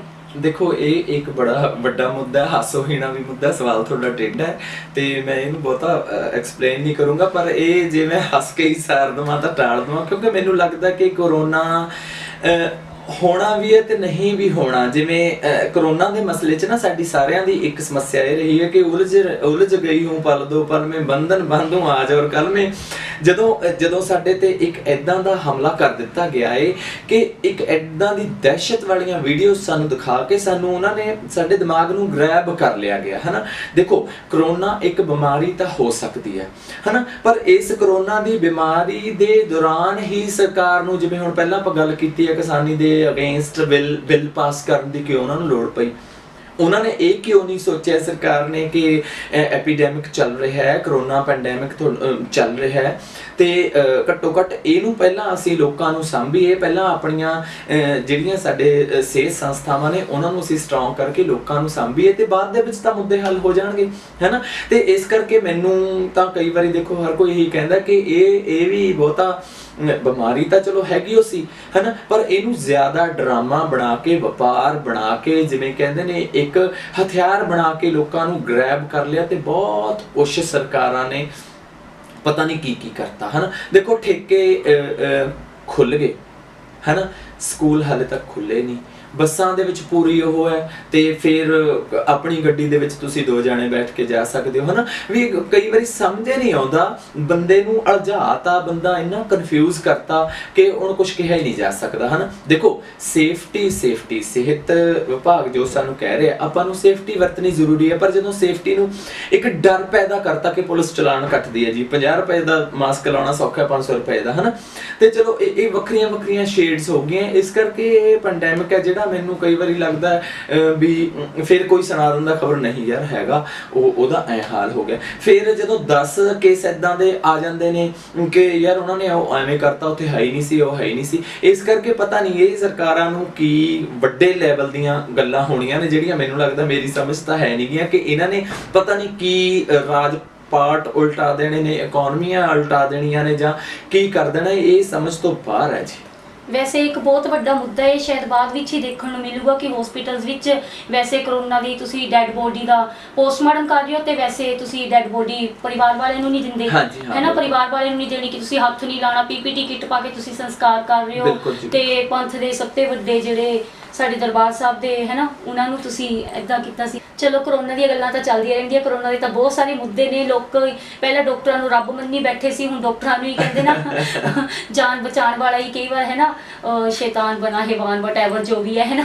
ਤੇ ਲੋਕਡਾਊਨ ਤੁਹਾਡਾ ਕਿਵੇਂ ਦਾ ਰਿਹਾ? ਲੋਕਡਾਊਨ ਨੇ ਜਿਵੇਂ ਹੀ ਵਿਹਲਾ ਕਰਤਾ, ਕਹਿੰਦੇ ਨੇ ਵਿਹਲਾ ਮਨ ਸ਼ੈਤਾਨ ਦਾ ਘਰ, ਲੋਕੀ ਬਹੁਤ ਜ਼ਿਆਦਾ ਡਿਪਰੈਸਡ ਹੋ ਗਏ ਹੈ ਨਾ, ਤੇ ਬੱਚੇ ਵੀ ਬਹੁਤ ਪੈਦਾ ਹੋ ਰਹੇ ਨੇ ਲੋਕਡਾਊਨ 'ਚ, ਤੇ ਹੋਰ ਵੀ ਕਈ ਮੁੱਦੇ ਸਾਹਮਣੇ, ਡਿਵੋਰਸ ਰੇਟ ਵੀ ਬਹੁਤ ਜ਼ਿਆਦਾ ਵੱਧ ਗਿਆ ਹੈ ਨਾ, ਅੱਜ ਕੱਲ੍ਹ ਦੋ ਰੂਹਾਂ ਦਾ ਬੈਠਣਾ ਬਹੁਤ ਮੁਸ਼ਕਿਲ ਹੋਇਆ। ਤੁਹਾਡਾ ਲੋਕਡਾਊਨ ਪਰਿਵਾਰ ਦੇ ਨਾਲ ਕਿਵੇਂ ਦਾ ਸਮਾਂ ਬੀਤਿਆ? ਰੱਬ ਨੇ ਆਪ ਸਮਾਂ ਭੇਜਿਆ ਕਿ ਬਿਤਾਓ ਪਰਿਵਾਰ ਨਾਲ ਸਮਾਂ। ਹਾਂਜੀ ਦੇਖੋ, ਕਈ ਵਾਰੀ ਜੇ ਅਸੀਂ ਕਿਸੇ ਦਿੱਕਤ ਨੂੰ, ਮੈਂ ਤੁਹਾਨੂੰ ਪਹਿਲਾਂ ਵੀ ਦੱਸਿਆ ਕਿ ਮੈਂ ਦਿੱਕਤਾਂ ਨੂੰ ਹਮੇਸ਼ਾ ਪੋਜ਼ਿਟਿਵ ਲਿਆ। ਟੈਨਸ਼ਨ ਜ਼ਰੂਰ ਹੁੰਦੀ ਹੈ ਹਰ ਕਿਸਮ ਦੀ, ਜਦੋਂ ਕੋਈ ਸੰਕਟ ਆਉਂਦਾ ਹੈ ਇੱਕ ਵਾਰੀ ਬੰਦਾ ਹਿੱਲਦਾ ਹੈ ਨਾ, ਪਰ ਜੇ ਉਹਨੂੰ ਤੁਸੀਂ ਇੱਕ ਉਸ ਢੰਗ ਨਾਲ ਲੈ ਲਓਗੇ ਤਾਂ ਤੁਸੀਂ ਆਰਾਮ ਨਾਲ ਜ਼ਿੰਦਗੀ ਦੀ ਗੁਜ਼ਰ ਬਸਰ ਕਰ ਸਕਦੇ ਹੋ। ਜਿਵੇਂ ਮੈਂ ਤੁਹਾਨੂੰ ਪਹਿਲਾਂ ਦੱਸਿਆ ਕਿ ਮੇਰੀ ਇੱਕ ਬਚਪਨ ਤੋਂ ਆਦਤ ਸੀ ਕਿ ਮੈਂ ਬਹੁਤ ਸਮਾਂ ਆਪਣੇ ਕਮਰੇ ਦੇ ਵਿੱਚ ਬੰਦ ਰਹਿੰਦਾ ਸੀ, ਚਾਹੇ ਮੈਂ ਅੰਦਰ ਪੜ੍ਹਦਾ ਰਹਿੰਦਾ ਸੀ, ਚਾਹੇ ਮੈਂ ਸੁੱਤਾ ਰਹਿੰਦਾ ਸੀ, ਚਾਹੇ ਰੇਡੀਓ ਸੁਣਨਾ, ਚਾਹੇ ਉਦੋਂ ਫੋਨ ਤਾਂ ਹੈ ਨਹੀਂ ਸੀ ਬਚਪਨ ਦੇ ਵਿੱਚ, ਹੈ ਨਾ। ਤੇ ਉਸ ਚੀਜ਼ ਨੇ ਮੈਨੂੰ ਹੁਣ ਫਾਇਦਾ ਦਿੱਤਾ। ਪਰਿਵਾਰ 'ਚ ਰਹੇ, ਮੇਰੇ ਮਦਰ ਨੇ, ਬਜ਼ੁਰਗ ਨੇ, 85 ਸਾਲ ਦੀ ਉਮਰ ਹੈ, ਉਹ ਹਾਰਟ ਦੇ ਪੇਸ਼ੈਂਟ ਵੀ ਨੇ, ਹੈ ਨਾ। ਮੇਰੇ ਭਾਬੀ ਜੀ ਨੇ, ਮੇਰੇ 2 ਭਤੀਜੇ, ਮੇਰਾ ਬ੍ਰਦਰ, ਅਸੀਂ ਪੂਰੀ ਫੈਮਿਲੀ ਘਰ ਹੁੰਦੇ ਸੀ। ਤੇ ਮੇਰੇ ਕੋਲ ਕੁੱਤੇ ਬਹੁਤ ਨੇ, ਡੌਗਸ, ਉਹ ਵੀ ਕੋਈ ਸਪੈਸ਼ਲ ਬਹੁਤ ਵੱਡੀ ਬਰੀਡ ਦੇ ਨਹੀਂ ਹੈਗੇ, 1-2 ਨੂੰ ਛੱਡ ਕੇ ਬਾਕੀ ਸਾਰੇ ਸਟਰੀਟ ਡੌਗਸ ਨੇ, ਜਿਨ੍ਹਾਂ ਦੀ ਮੈਂ ਬਹੁਤ ਹੈਲਪ ਕਰਦਾ ਰਹਿਣਾ। ਮੈਨੂੰ ਸੈਟਿਸਫੈਕਸ਼ਨ ਮਿਲਦੀ ਹੈ ਕਿ ਕੋਈ ਸਟਰੇ ਡੌਗ ਨੇ ਬੱਚੇ ਦਿੱਤੇ, ਸੂਪ ਹੀ ਉਹ ਗਰਮੀ 'ਚ ਨੇ ਜਾਂ ਠੰਡ 'ਚ ਨੇ, ਮੈਂ ਚੱਕ ਕੇ ਘਰੇ ਲਿਆਉਣੇ, ਉਹਨਾਂ ਨੂੰ ਏਸੀ ਵਾਲੇ ਕਮਰੇ 'ਚ ਪਾਲਿਆ, ਉਹਨਾਂ ਦਾ ਸਾਰਾ ਸੰਭਾਲਿਆ ਉਹਨਾਂ ਨੂੰ। ਉਹ ਹੁਣ ਵੀ ਮੇਰੇ ਘਰ ਦੇ ਵਿੱਚ 15-16 ਤੁਸੀਂ ਦੇਖਦੇ ਹੋਵੋਗੇ ਘੁੰਮਦੇ ਨੇ, ਕਦੇ ਬਾਹਰ ਚਲੇ ਜਾਂਦੇ ਨੇ, ਕਦੇ ਅੰਦਰ ਆ ਜਾਂਦੇ ਨੇ, ਹਨਾ। ਤੇ ਉਹਨਾਂ ਦੇ ਨਾਲ ਮੇਰਾ ਲੋਕਡਾਊਨ। ਦੂਸਰੀ ਗੱਲ ਇਹ ਸੀ ਕਿ ਇੱਕ ਨਾ ਕਈ ਵਾਰੀ ਜਿਵੇਂ ਹੁਣ ਜੌਬ ਕਰਦੇ ਆ ਤੇ ਜਿਵੇਂ ਹੁਣ ਗਿੱਧਾ ਸਿਖਾਉਂਦੇ ਸੀ, ਗਿੱਧਾ ਪਾਉਂਦੇ ਸੀ, ਇੱਕ ਨਾ ਹੈਕਟਿਕ ਲਾਈਫ ਹੁੰਦੀ ਹੈ ਬੰਦੇ ਦੀ, ਸਟੀਰੀਓਟਾਈਪਡ। ਲੋਕਡਾਊਨ ਨੇ ਜਿੱਥੇ ਦਿੱਕਤਾਂ ਦਿੱਤੀਆਂ, ਬਹੁਤ ਸਾਰੇ ਲੋਕਾਂ ਨੇ ਮੁਸਾਫਰੀਆਂ ਕੀਤੀਆਂ, ਤੁਰ ਕੇ, ਪੈਦਲ, ਹਨਾ, ਖਾਣੇ ਦਾਣਿਆਂ ਦੀਆਂ ਬਹੁਤ ਦਿੱਕਤਾਂ ਆਈਆਂ। ਚਲੋ ਵਾਹਿਗੁਰੂ ਦੀ ਕਿਰਪਾ ਨਾਲ ਚਾਹੇ ਨੂਨ ਨਾਲ ਰੋਟੀ ਖਾਂਦੇ ਰਹੇ, ਹਨਾ, ਪਰ ਇਹ ਰਿਹਾ ਕਿ ਬਹੁਤ ਸਾਰੇ ਸਮੇਂ ਤੋਂ ਆਪਣੀ ਜ਼ਿੰਦਗੀ ਨਹੀਂ ਜਿਉਈ, ਸਿਰਫ ਨੱਚ ਰਹੇ ਆ, ਪੜ੍ਹਾ ਰਹੇ ਆ, ਗਾ ਰਹੇ ਆ, ਹਨਾ। ਤੇ ਲੋਕਡਾਊਨ ਦੇ ਵਿੱਚ ਇਹ ਦੇਖਿਆ ਕਿ ਆਪਣੇ ਆਪ ਨੂੰ ਦੇਖਿਆ, ਕੁਝ ਕਿਤਾਬਾਂ ਵੀ ਪੜ੍ਹੀਆਂ, ਕੁਝ ਗੀਤ ਸੁਣੇ ਪੁਰਾਣੇ, ਕੁਝ ਪੁਰਾਣੀਆਂ ਫਿਲਮਾਂ ਦੇਖੀਆਂ, ਕੁਝ ਪੁਰਾਣੇ ਲੋਕਾਂ ਨੂੰ ਯਾਦ ਕੀਤਾ, ਪੁਰਾਣੀਆਂ ਫੋਟੋਆਂ ਦੇਖੀਆਂ, ਤੇ ਜ਼ਿਆਦਾ ਆਪਣੇ ਆਪ ਨੂੰ ਦੇਖਿਆ। ਘਰ ਦੇ ਵਿੱਚ ਸਾਂਭ ਸੰਭਾਲ ਕੀਤੀ, ਸਾਫ਼ ਸਫਾਈ ਕੀਤੀ, ਔਰ ਕੋਸ਼ਿਸ਼ ਕੀਤੀ ਕਿ ਕੋਈ ਐਦਾਂ ਦਾ ਕੰਮ ਨਾ ਕੀਤਾ ਜਾਵੇ ਫਿਲਾਸਫੀਕਲ, ਜਿਹੜਾ ਵੀ ਕੋਈ ਉਹ ਚੀਜ਼ ਪੜ੍ਹਨੀ ਆ ਜਿਹੜੀ ਮਨ ਤੇ ਬੋਝ ਪਾਵੇ ਨਾ। ਉੱਠ ਕੇ ਸੌਂ ਕੇ ਸਕੂਲ, ਦੇਖੋ ਸਕੂਲ ਦਾ ਕੰਮ ਸਾਡਾ ਰੈਗੂਲਰ ਚੱਲਦਾ ਰਿਹਾ, ਆਨਲਾਈਨ ਚੱਲਦਾ ਰਿਹਾ, ਟੈਸਟ ਚੱਲਦੇ ਰਹੇ ਨੇ, ਕਦੇ ਮਿਡ ਡੇ ਮੀਲ ਦੀ ਡਿਸਟ੍ਰੀਬਿਊਸ਼ਨ ਹੈ, ਕਦੇ ਦਾਖਲੇ ਕਰਨੇ ਨੇ ਆਨਲਾਈਨ, ਅਸੀਂ ਦਾਖਲੇ ਕਰਦੇ ਰਹੇ, ਬੱਚਿਆਂ ਨੂੰ ਗਾਈਡ ਕਰਨਾ, ਪੇਰੈਂਟਸ ਨੂੰ ਗਾਈਡ ਕਰਨਾ, ਪਿੰਡ ਵਾਲਿਆਂ ਨੂੰ ਕਰੋਨਾ ਦੇ ਲਈ ਗਾਈਡ ਕਰਨਾ, ਹੋਰ ਬੜਾ ਕੁਛ ਹੈ, ਇਹ ਵੀ ਚੱਲਦਾ ਰਿਹਾ। ਪਰ ਇਹ ਰਿਹਾ ਕਿ ਕੁਛ ਜਿਵੇਂ ਕਹਿੰਦੇ ਨੇ ਲਾਈਫ 'ਚ ਠਹਿਰਾਵ ਵੀ ਆਇਆ, ਪਰ ਫਿਰ ਉਹ ਠਹਿਰਾਵ ਜਿਹੜਾ ਹੁੰਦਾ ਹੈ ਤੁਹਾਨੂੰ ਬਹੁਤ ਸਾਰੀਆਂ ਦਿੱਕਤਾਂ ਵੀ ਦਿੰਦਾ ਹੈ। ਜਿਵੇਂ ਸਾਰਾ ਕੁਝ ਬੰਦ ਹੋ ਗਿਆ, ਇੱਕ ਤਾਂ ਸਭ ਤੋਂ ਵੱਡੀ ਗੱਲ ਹੈ ਜਿਹੜੀ ਸਾਡੀ ਡਿਊਟੀ ਹੈ, ਸਕੂਲ ਬੰਦ ਹੋ ਗਏ, ਤੇ ਜਿਹਦੇ ਨਾਲ ਜਦੋਂ ਤੁਸੀਂ ਰੋਜ਼ ਸਵੇਰੇ 7:30 ਵਜੇ ਤਿਆਰ ਹੋ ਕੇ ਸਕੂਲ ਜਾਂਦੇ ਹੋ ਤੇ 2 ਵਜੇ ਸਕੂਲ ਤੋਂ ਆ ਕੇ ਥੱਕ ਕੇ ਸਾਰਾ ਦਿਨ ਬੱਚਿਆਂ ਨੂੰ ਪੜ੍ਹਾ ਕੇ ਜਾਂ ਜਿੱਦਾਂ ਦੀ ਐਕਟੀਵਿਟੀ ਹੈ ਘਰੇ ਆ ਕੇ ਥੱਕ ਕੇ ਸੌਂਦੇ ਹੋ, ਇੱਕ ਤਸੱਲੀ ਦੀ ਨੀਂਦ ਹੁੰਦੀ ਹੈ। ਤੇ ਫਿਰ ਤੁਸੀਂ ਫੰਕਸ਼ਨ ਤੇ ਜਾਂਦੇ ਹੋ ਜਾਂ ਕਿਸੇ ਦੇ ਘਰ ਤੁਸੀਂ ਪਰਫਾਰਮ ਕਰਕੇ ਆਉਂਦੇ ਹੋ, ਇੱਕ ਤਸੱਲੀ ਦੀ ਨੀਂਦ ਹੈ। ਪਰ ਹੁਣ ਕੀ ਹੋਇਆ, ਪਹਿਲਾਂ ਬੜਾ ਇਹ ਲੱਗਣਾ ਵੀ ਹਾਏ ਕਿਵੇਂ ਕੱਢੂ, ਪਰ ਫਿਰ ਇਹ ਹੋਇਆ ਕਿ ਦਰਿਆ ਦੇ ਵਿੱਚ ਛੱਡਤਾ ਆਪਣੇ ਆਪ ਨੂੰ, ਦਰਿਆ ਜਿੱਧਰ ਨੂੰ ਵਹਿੰਦਾ ਵਹੀ ਜਾਓ। ਕਿਉਂਕਿ ਮੈਨੂੰ ਇਹ ਹੋਇਆ ਕਿ ਜੇ ਟੈਨਸ਼ਨ ਕਰਾਂਗੇ ਤਾਂ ਟੈਨਸ਼ਨ ਖਾ ਜੂਗੀ। ਸਿਰਫ ਮੈਨੂੰ ਇੱਕ ਚੀਜ਼ ਦਾ ਸੀਗਾ ਕਿ ਜਿਹੜੇ ਮੇਰੇ ਆਰਟਿਸਟ ਨੇ ਬਹੁਤ ਸਾਰੇ, ਜਿਨ੍ਹਾਂ ਨੂੰ ਮੈਨੂੰ ਫੋਨ ਆਉਂਦੇ ਸੀ ਵੀ ਕਿੰਨਾ ਚਿਰ ਚੱਲੂਗਾ, ਕਿਉਂਕਿ ਇੱਕ ਟੈਨਸ਼ਨ ਹੈ। ਕਈ ਲੋਕਾਂ ਦਾ ਮਤਲਬ ਅਰਨਿੰਗ ਦਾ ਸਾਧਨ ਹੀ ਇਹ ਸੀ, ਤੇ ਜਿਨ੍ਹਾਂ ਦੀ ਮੈਨੂੰ ਇੰਡਾਇਰੈਕਟਲੀ ਹੈਲਪ ਕਰਨੀ ਪਈ। ਵੈਸੇ ਮੈਂ ਸ਼ੋਅ ਨਹੀਂ ਕਰਦਾ ਹੁੰਦਾ ਬਹੁਤਾ, ਹੈ ਨਾ, ਤੇ ਪਰ ਇਹ ਹੈ ਕਿ ਲੋਕਡਾਊਨ ਨੇ ਬਹੁਤ ਸਾਰਾ ਕੁਝ ਸਾਨੂੰ ਦਿੱਤਾ ਵੀ, ਬਹੁਤ ਸਾਰਾ ਕੁਝ ਸਾਤੋਂ ਖੋਇਆ ਵੀ, ਇਹੀ ਕਹਿ ਸਕਦੇ ਹਾਂ ਜੀ। ਵੈਸੇ ਮੇਰੇ ਹਿਸਾਬ ਨਾਲ ਤਾਂ ਹੋਣਾ ਚਾਹੀਦਾ 5 ਸਾਲਾਂ ਬਾਅਦ ਲੋਕਡਾਊਨ ਐਕਚੁਅਲੀ ਸਾਡਾ ਨੇਚਰ ਕੁਦਰਤ ਸਾਫ ਸੁਥਰੀ ਦੇਖਣ ਨੂੰ ਮਿਲਦੀ, ਮਾਹੌਲ ਵਧੀਆ ਹੋ ਜਾਂਦਾ। ਜੀ, ਹਾਂਜੀ। ਓਕੇ, ਸੋ ਤੁਸੀਂ ਕੀ ਸਾਡੇ ਦਰਸ਼ਕਾਂ ਨੂੰ ਐਂਡ 'ਚ ਕੀ ਸੁਨੇਹਾ ਦੇਣਾ ਚਾਹੋਗੇ, ਨਿਊ ਜਨਰੇਸ਼ਨ ਨੂੰ ਕੀ ਮੈਸੇਜ ਦੇਣਾ ਚਾਹੋਗੇ? ਦੇਖੋ ਜੀ, ਨਵੀਂ ਜਨਰੇਸ਼ਨ ਤਾਂ ਬੜੀ ਸ਼ਾਰਪ ਹੈ, ਬੜੀ ਤੇਜ਼ ਹੈ, ਸਭ ਤੋਂ ਕਿਤੇ ਕਈ ਵਾਰੀ ਸੋਚੀਦਾ ਵੀ ਇਹ ਸਦੀਆਂ ਅੱਗੇ ਨੇ, ਪਰ ਫਿਰ ਵੀ ਇਹ ਹੈ ਕਿ ਮੋਰਲ ਵੈਲਿਊਜ਼ ਨੇ ਜਿਹੜੀਆਂ ਸਾਡੀ ਸੁਸਾਇਟੀ ਦੀਆਂ ਬਹੁਤ ਘਟਦੀਆਂ ਜਾ ਰਹੀਆਂ ਨੇ, ਹਨਾ। ਸਾਡੇ 'ਚ ਬਹੁਤ ਵਾਰੀ ਦੇਖਿਆ ਕਿ ਸਾਡੇ 'ਚ ਨਾ ਇੱਕ ਇਨਸਾਨੀਅਤ ਮੁੱਕ ਗਈ। ਅਸੀਂ ਆਂਢ ਗੁਆਂਢ 'ਚ ਦੇਖੀਦਾ, ਬਾਹਰ ਦੇਖੀਦਾ, ਅਸੀਂ ਦੇਖਦੇ ਹਾਂ ਕਿ ਜਿਹੜਾ ਬੰਦਾ ਹੈ ਨਾ, ਇਹ ਕਹਿੰਦਾ ਵੀ ਧਰਤੀ ਮੇਰੇ ਜਿਉਣ ਵਾਸਤੇ ਹੈ, ਹੈਨਾ।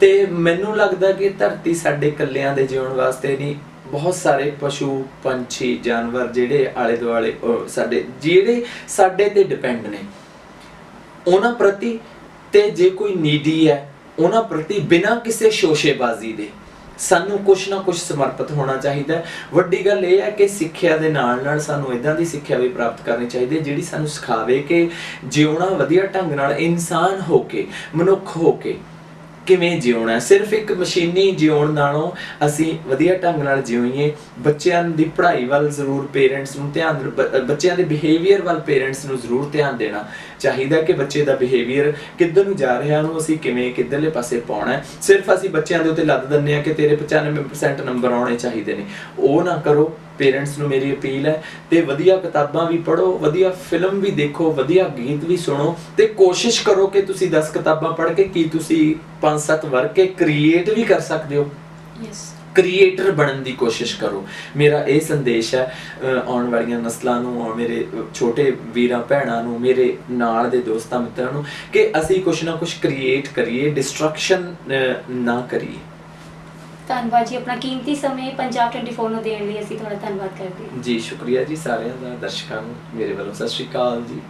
ਸੋ ਇਹ ਸੀ ਨੂਰ ਜ਼ੋਰਾ, ਜਿਨ੍ਹਾਂ ਨੇ ਦੱਸਿਆ ਕਿ ਆਪਣੇ ਆਪ ਨੂੰ ਕਬੂਲ ਕਰ ਲੈਣਾ ਹੀ ਜ਼ਿੰਦਗੀ ਹੈ। ਕਹਿੰਦੇ ਨੇ ਸਾਡੀ ਕਮਜ਼ੋਰੀ ਹੀ ਸਾਡੀ ਸਭ ਤੋਂ ਵੱਡੀ ਤਾਕਤ ਹੁੰਦੀ ਹੈ। ਸੋ ਆਪਣੇ ਆਪ ਨੂੰ ਕਬੂਲ ਕਰਨਾ ਸਿੱਖੋ। ਦੇਖੋ ਪਰਮਾਤਮਾ ਨੇ ਸਾਡੇ ਵਿੱਚ ਕੀ ਤੌਫੀਕ ਬਖਸ਼ੀ ਹੈ, ਕੀ ਸਾਡੀ ਕੁਆਲਿਟੀਜ਼ ਨੇ, ਉਹਨਾਂ ਨੂੰ ਜਾਣੋ। ਮੈਂ ਰਾਧਿਕਾ ਸ਼ਰਮਾ, ਪੰਜਾਬ 24 ਦੇ ਨਾਮ ਦੇਖਦੇ ਰਹੋ। ਧੰਨਵਾਦ। ਸੋ ਤੁਸੀਂ ਵੇਖ ਸਕਦੇ ਹੋ ਨੂਰਾ ਜ਼ੋਰਾ ਜੀ ਦੀ ਟੀਮ ਦੇ ਆਰਟਿਸਟ ਇੱਥੇ ਰੈਡੀ ਹੋਏ ਨੇ, ਜਿਨ੍ਹਾਂ ਦੀ ਟੀਮ ਦਾ ਨਾਮ ਹੈ ਲੋਕ ਰੰਗ ਨੂਰ ਆਰਟਸ ਪਿੰਡ ਚੜੀ ਤੇ ਜ਼ਿਲ੍ਹਾ ਫਤਿਹਗੜ੍ਹ ਸਾਹਿਬ ਤੋਂ। ਸੋ ਦੇਖੋ ਕਿੰਨੇ ਪਿਆਰੇ ਲੱਗ ਰਹੇ ਨੇ ਇਹ ਆਰਟਿਸਟ ਰੈਡੀ ਹੁੰਦੇ ਹੋਏ। ਸਤਿ ਸ਼੍ਰੀ ਅਕਾਲ ਜੀ ਸਾਰੇ ਨੂੰ। ਸੋ ਕਿਵੇਂ ਲੱਗਦਾ ਹੈ ਜਦੋਂ ਕੁੜੀਆਂ ਵਾਂਗੂ ਰੈਡੀ ਹੁੰਦੇ ਹੋ? ਤੇ ਵਧੀਆ ਲੱਗਦਾ, ਮੈਨੂੰ ਲੱਗਦਾ ਕੁੜੀਆਂ ਨਾਲੋਂ ਜ਼ਿਆਦਾ ਸੋਹਣੇ ਲੱਗਦੇ ਹੋ ਤੁਸੀਂ। ਤੇ ਮੇਕਅਪ ਕਰਨਾ ਆਪਣੇ ਆਪ ਆ ਗਿਆ ਜਾਂ ਸਿੱਖਿਆ? ਆਪਣੇ ਪਾ ਗਿਆ ਕੁਛ ਨਾ ਕਰ ਓਕੇ, ਸੋ ਕੋਈ ਤੁਹਾਡੀ ਫੇਵਰਟ ਬੋਲੀ ਹੋਵੇ ਜਿਹੜੀ ਤੁਹਾਨੂੰ ਸਭ ਤੋਂ ਜ਼ਿਆਦਾ ਵਧੀਆ ਲੱਗਦੀ ਹੋਵੇ, ਕੋਈ ਤੁਸੀਂ ਸਾਰੇ ਇਕੱਠੇ ਪਾ ਕੇ ਸੁਣਾਓਗੇ ਸਾਨੂੰ? ਅੱਜ ਸੁਣਾਉਂਗਾ ਹਾਂ। ਮੇਰੇ ਉਸਤਾਦ ਜੀ ਇਹ ਉਸਤਾਦ ਜੀ ਨੇ, ਕੀ ਨਾਮ ਹੈ ਜੀ ਤੁਹਾਡਾ? ਸਰਕਾਰ ਮੇਰਾ ਨਾਮ ਬਿੰਦਰ ਕੋਟਾ ਹੈ। ਅੱਛਾ ਜੀ, ਕਿੰਨੀ ਏਜ ਹੈ ਤੁਹਾਡੀ? ਹੈਗੀ ਮੇਰੀ 40 ਸਾਲ ਦੀ ਹੈ। ਅੱਛਾ, 40 ਸਾਲ ਦੀ ਏਜ ਹੈ। ਚਲੋ ਸੁਣਾਓ ਫਿਰ ਕੋਈ ਸੋਹਣੀ ਜਿਹੀ ਬੋਲੀ ਸਾਨੂੰ। ਸੁਣਾਦਾ ਨਹੀਂ, ਕੋਈ ਗੱਲ ਨਹੀਂ, ਸੁਣਾਉਂਦਾ ਨਹੀਂ। ਹਾਂਜੀ ਹਾਂਜੀ। ਹੈ ਸੋਹਣੀ ਜਿਹੀ ਭਗਵਾਨ ਦਾ ਮੁੰਡਿਆ ਸੂਟਾਂ ਨਾਲ ਮਿਲਾ ਕੇ ਵੇ ਬਦੋ ਬਦੀ ਦੇ ਪਾਉਣਾ ਜਿਲੇ, ਬਦੋ ਬਦੀ ਦੇ ਪਾਉਣਾ ਜਿਲੇ, ਪਾਣੀ ਨਾਲ ਖਾ ਕੇ ਤੂੰ ਮੇਰੇ ਮਨ ਲੱਗਿਆ, ਤੁਰਦਾ ਨਾਰਾ ਖਾ ਕੇ ਤੂੰ ਮੇਰੇ ਮਨ ਲੱਗਿਆ, ਤੁਰਦਾ ਨਾਰਾ ਖਾ ਕੇ ਤੂੰ ਮੇਰੇ ਮਨ ਲੱਗਿਆ, ਤੁਰਦਾ ਨਾਰਾ ਖਾ ਕੇ ਤੂੰ ਮੇਰੇ ਮਨ ਲੱਗਿਆ। ਜਿਵੇਂ ਕਿ ਅੱਜ ਕੱਲ੍ਹ ਦੇਖਿਆ ਜਾਂਦਾ ਅਸੀਂ ਵੀ ਵਿਆਹਾਂ ਵਿੱਚ ਜਾਂਦੇ ਹਾਂ ਤਾਂ ਉੱਥੇ ਲਾਈਕ ਅੱਜ ਕੱਲ੍ਹ ਅੰਗਰੇਜ਼ੀ ਬੋਲੀਆਂ ਵੀ ਬੜੀਆਂ ਆ ਗਈਆਂ, ਲੋਕ ਅੰਗਰੇਜ਼ਾਂ ਨੂੰ ਵੀ ਬੜਾ ਉਹ ਕਰਦੇ ਕਿ ਤੁਸੀਂ ਵੀ ਕੋਈ ਅੰਗਰੇਜ਼ੀ ਬੋਲੀ ਤਿਆਰ ਕੀਤੀ ਹੈ? ਅੰਗਰੇਜ਼ੀ ਬੋਲੀ ਤਿਆਰ ਕੀਤੀ ਨਹੀਂ ਆ, ਪਰ ਇਸ ਟਾਈਮ ਅੱਛਾ। ਆ ਰਹੀ ਆ ਲੋਕਡਾਊਨ ਤੋਂ ਕਿਉਂਕਿ ਬਾਅਦ, ਹੈ ਨਾ? ਹਾਂ ਲੋਕਡਾਊਨ ਚੱਲ ਰਿਹਾ, 6-7 ਮਹੀਨੇ ਹੋ ਗਏ ਵਿਹਲੇ ਬੈਠਿਆਂ ਨੂੰ, ਤੇ ਅੰਗਰੇਜ਼ੀ ਬੋਲੀ ਹੈਗੀਆਂ ਨੇ ਬਹੁਤ ਸਾਰੀਆਂ ਬੋਲੀਆਂ। ਤਕਰੀਬਨ ਨੂਰ ਜੀ ਇੰਗਲਿਸ਼ ਜਾਣਦੇ ਬਹੁਤ ਜ਼ਿਆਦਾ ਆ, ਮੈਂ ਤਾਂ ਥੋੜ੍ਹੀ ਜਿਹੀ ਅਨਪੜ੍ਹ ਹਾਂ। ਜੋ ਮਤਲਬ ਬੋਲੀ ਪਾਉਂਦੇ ਆ ਉਹ ਬੋਲੀ ਨੂੰ ਅਸੀਂ ਪ੍ਰੋਪਰ ਪਾਉਂਦੇ, ਸਹੀ ਤਰੀਕੇ ਨਾਲ ਪਾਉਂਦੇ ਆ, ਤਾਂ ਕੋਈ ਗੱਲਬਾਤ ਨਹੀਂ। ਤੇ ਬਾਕੀ ਐਟ ਏ ਟਾਈਮ ਬਹੁਤ ਕੁਝ ਸੁਝਦਾ ਹੈ। ਓਕੇ, ਵੈਸੇ ਜਿਵੇਂ ਤੁਸੀਂ ਸਾਰੇ ਹੁਣ ਕੁੜੀਆਂ ਵਾਂਗੂ ਜਾਂ ਹਰ ਇਨਸਾਨ 'ਚ ਅੱਧੀ ਕੁੜੀ ਹੁੰਦੀ ਹੈ ਤੇ ਅੱਧਾ ਮੁੰਡਾ ਹੁੰਦਾ ਹੈ ਨਾ, ਤੇ ਤੁਸੀਂ ਜਿਵੇਂ ਕੁੜੀਆਂ ਵੈਸੇ ਇੱਕ ਦੂਜੇ ਕਹਿੰਦੇ ਨੇ ਕੁੜੀਆਂ ਠੰਡ ਨਹੀਂ ਲੱਗਦੀ ਕਿਉਂਕਿ ਕੁੜੀ ਇੱਕ ਦੂਜੇ ਤੋਂ ਜਲਦੀਆਂ ਬਹੁਤ ਨੇ, ਕੀ ਤੁਹਾਡੇ ਵਿੱਚ ਵੀ ਕੋਈ ਇਹੋ ਜਿਹਾ ਜੈਲਸ ਫੈਕਟਰ ਇੱਕ ਦੂਜੇ ਨਹੀਂ, ਤੋਂ? ਇੱਦਾਂ ਦਾ ਕੁਛ ਨਹੀਂ ਹੈਗਾ ਸਾਡੇ ਵਿੱਚ, ਕਿਉਂਕਿ ਸਾਡਾ ਜਿਹੜਾ ਗਰੁੱਪ ਆ, ਸਾਡੇ ਜਿਹੜੇ ਮੈਂਬਰ ਨੇ ਇੱਕ ਦੂਜੇ ਦਾ ਬਹੁਤ ਜ਼ਿਆਦਾ ਸਤਿਕਾਰ ਕਰਦੇ ਆ। ਜਿਵੇਂ ਨੂਰ ਤੋਂ ਦੂਜੇ ਨੰਬਰ 'ਤੇ ਮੈਂ ਆ, ਬੇਬੇ ਦਾ ਰੋਲਾ ਮੇਰਾ, ਇਹ ਸਾਰੇ ਮਤਲਬ ਬਹੁਤ ਸਾਰਾ ਸਤਿਕਾਰ ਕਰਦੇ ਇੱਕ ਦੂਜੇ ਨੂੰ ਬਹੁਤ ਪਿਆਰ ਨਾਲ।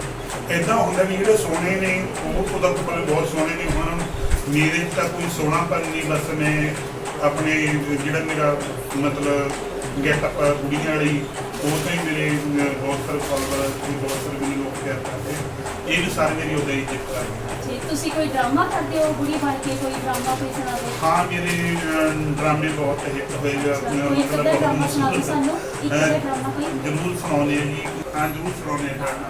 ਨੀ ਕੁੜੇ ਕੁੜੀਓ ਨੀ ਮੇਰੀ ਸੁਣ ਲੋ ਗੱਲ, ਨੀ ਮੇਰੇ ਪਿੰਡੋਂ ਮੁੰਡਾ ਭੰਗੂਆਂ ਦਾ ਮੇਰੇ ਨਾਲ ਪੰਗਾ ਲੈ ਬੈਠਿਆ। ਮੈਨੂੰ ਕਹਿੰਦਾ ਬੇਬੇ ਜੀ ਤੂੰ ਮੋਟੀ ਹੁੰਦੀ ਜਾਨੀ ਆ। ਕਹਿੰਦਾ ਕੁਛ ਤੁਰਿਆ ਫਿਰਿਆ ਕਰ, ਤੂੰ ਮੋਟੀ ਹੁੰਦੀ ਜਾਨੀ ਆ, ਕੁਛ ਤੁਰਿਆ ਫਿਰਿਆ ਕਰ, ਤੂੰ ਮੋਟੀ ਹੁੰਦੀ ਜਾਨੀ ਆ, ਕੁਛ ਤੁਰਿਆ ਕਰਿਆ ਕਰ। ਨੀ ਜਦ ਮੈਂ ਹੋ ਗਈ ਪਤਲੀ, ਮੈਨੂੰ ਪਤਾ ਕੀ ਕਹਿੰਦਾ, ਤੂੰ ਜਮਾ ਬੀਤਦੀ ਜਾਨੀ ਆ, ਕੁਛ ਖਾ ਲਿਆ ਪੀ ਲਿਆ ਕਰ, ਤੂੰ ਜਮਾ ਬੀਤਦੀ ਜਾਨੀ ਆ, ਕੁਛ ਖਾ ਲਿਆ ਪੀ ਲਿਆ ਕਰ, ਤੂੰ ਜਮਾ ਬੀਤਦੀ ਜਾਨੀ ਆ, ਕੁਛ ਖਾ ਲਿਆ ਪੀ ਲਿਆ ਕਰ। ਲਾਕਡਾਊਨ ਦੇ ਵਿੱਚ ਥੋੜੇ ਜ਼ਿਆਦਾ ਉਹ ਹੋ ਗਈ ਸੀ। ਮੇਰੇ ਪਿੰਡ ਤੋਂ ਕੋਈ ਮੇਰਾ ਫਰੈਂਡ ਸੀਗਾ ਮਨਪ੍ਰੀਤ ਭੰਗੂ ਤੇ ਗਰਨੈਲ ਭੰਗੂ, ਉਹਨਾਂ ਨੇ ਮੇਰੀ ਬਹੁਤ ਸਾਰੀ ਹੈਲਪ ਕੀਤੀ ਹੈ ਮੇਰਾ ਵਜਨ ਘਟਾਉਣ ਦੇ ਵਿੱਚ। ਕੁਆਂਟਲ ਵਾਲੀਆਂ ਮਤਲਬ ਉਹਨਾਂ ਨੇ ਵਿਚਾਰਿਆਂ ਨੇ ਬਹੁਤ ਮੈਨੂੰ ਹਲਾਸੇਰੀਆਂ ਦੇ ਕੇ ਮੈਨੂੰ ਕਈ ਵਾਰੀ ਅੱਖ ਨਹੀਂ ਸੁਣਦੀ, ਫਿਰ ਵੀ ਮੈਨੂੰ ਠਾਰਦੇ ਰਹੇ। ਮਤਲਬ ਬਸ ਉਹ ਤੇ ਮੈਂ ਉਹਨਾਂ ਬਾਰੇ ਬੋਲੀ ਵੀ ਸਭ ਪਿਆਰ ਕੀਤੀ ਵੀ ਇਸ ਤੱਕ ਦੁਕਾਨ ਆਇਆ ਤੂੰ ਜਮਾ ਵੀ ਦੀ ਜਾਂਦੀ ਸਾਰਾ ਦੀ ਲੱਗਦਾ। ਚਲੋ ਮੇਰੀ ਟੈਕਨੀਕ ਵੀ ਇਹ ਥੋੜਾ ਜਿਹਾ ਵਧੀਆ ਲੱਗਿਆ ਸਾਨੂੰ ਸੀ ਸੁਣਨਾ ਚਾਹੀਦਾ। So thank you so much Punjab political channel. ਬਾਰੀ ਬਰਸੀ ਖੱਟਣ ਗਿਆ ਸੀ, ਬਾਰੀ ਬਰਸੀ ਖੱਟਣ ਗਿਆ ਸੀ, ਖੱਟ ਕੇ ਲਿਆਂਦਾ ਪਤਾਸਾ, ਸੋਰੀ ਕੋਲ ਕੁੰਡ ਕੱਟਦੀ, ਆਏ ਹਾਏ ਸੋਰੀ ਕੋਲ ਕੁੰਡ ਕੱਟਦੀ, ਨੰਗਾ ਰੱਖਦੀ ਕਲਿੱਪ ਵਾਲਾ ਪਾਸਾ, ਸੋਰੀ ਕੋਲ ਕੁੰਡ ਕੱਟਦੀ, ਨੰਗਾ ਰੱਖਦੀ ਕਲਿੱਪ ਵਾਲਾ ਪਾਸਾ, ਸੋਰੀ ਕੋਲ ਕੁੰਡ ਕੱਟਦੀ, ਨੰਗਾ ਰੱਖਦੀ ਕਲਿੱਪ ਵਾਲਾ ਪਾਸਾ। ਬਾਰੀ ਬਰਸੀ ਖੱਟਣ ਗਿਆ ਸੀ, ਬਾਰੀ ਬਰਸੀ ਖੱਟਣ ਗਿਆ ਸੀ, ਖੱਟ ਕੇ ਲਿਆਂਦਾ ਚੋਨਾ, ਕਰਾਂ ਕਿ ਨੱਚ ਕੁੜੀ ਕਿਤੇ ਹੋ ਨਾ ਜਾਵੇ ਕਰੋਨਾ, ਕਰਾਂ ਕਿ ਨੱਚ ਕੁੜੀ ਕਿਤੇ ਹੋ ਨਾ ਜਾਵੇ ਕਰੋਨਾ, ਪਰ ਹੱਕ ਨੱਚ ਕੁੜੀ ਰੇ ਕਿਤੇ ਹੋ ਨਾ। ਤੁਸੀਂ ਸੁਣਾਓ ਕੋਈ। ਨੀ ਕੁੜੇ ਕੁੜੀਓ ਆ ਭੈਣ ਕਹਿੰਦੀ ਕਿਤੇ ਹੋ ਨਾ ਜਾਵੇ ਕਰੋਨਾ, ਪਰ ਹੋ ਕੇ ਨੱਚ ਕੁੜੀਏ। ਨੀ ਕਿੱਥੋਂ ਆਇਆ ਜਿੰਦਰਾ ਤੇ ਕਿੱਥੋਂ ਆਇਆ ਤਾਲਾ, ਨੀ ਕਿੱਥੋਂ ਆਇਆ ਚੰਦਰਾ ਤੇ ਕਿੱਥੋਂ ਆਇਆ ਤਾਲਾ, ਨੀ ਕਿੱਥੋਂ ਆਈਆਂ ਚਾਬੀਆਂ ਤੇ ਕਿੱਥੋਂ ਆਇਆ ਤਾਲਾ। ਕਲਕੱਤੇ ਨੂੰ ਆਇਆ ਨੀ, ਕਲਕੱਤੇ ਨੂੰ ਆਇਆ ਨੀ, ਬੀਬੀ ਰੋਜ਼ ਕਰੋਨਾ ਵਾਲਾ ਚਾਈਨਾ ਤੋਂ ਆਇਆ ਨੀ, ਬੀਬੀ ਰੋਜ਼ ਕਰੋਨਾ ਵਾਲਾ, ਚਾਈਨਾ ਤੋਂ ਆਇਆ ਨੀ, ਬੀਬੀ ਰੋਜ਼ ਕਰੋਨਾ ਵਾਲਾ, ਚਾਈਨਾ ਤੋਂ ਆਇਆ ਨੀ, ਬੀਬੀ ਰੋਜ਼ ਕਰੋਨਾ ਵਾਲਾ।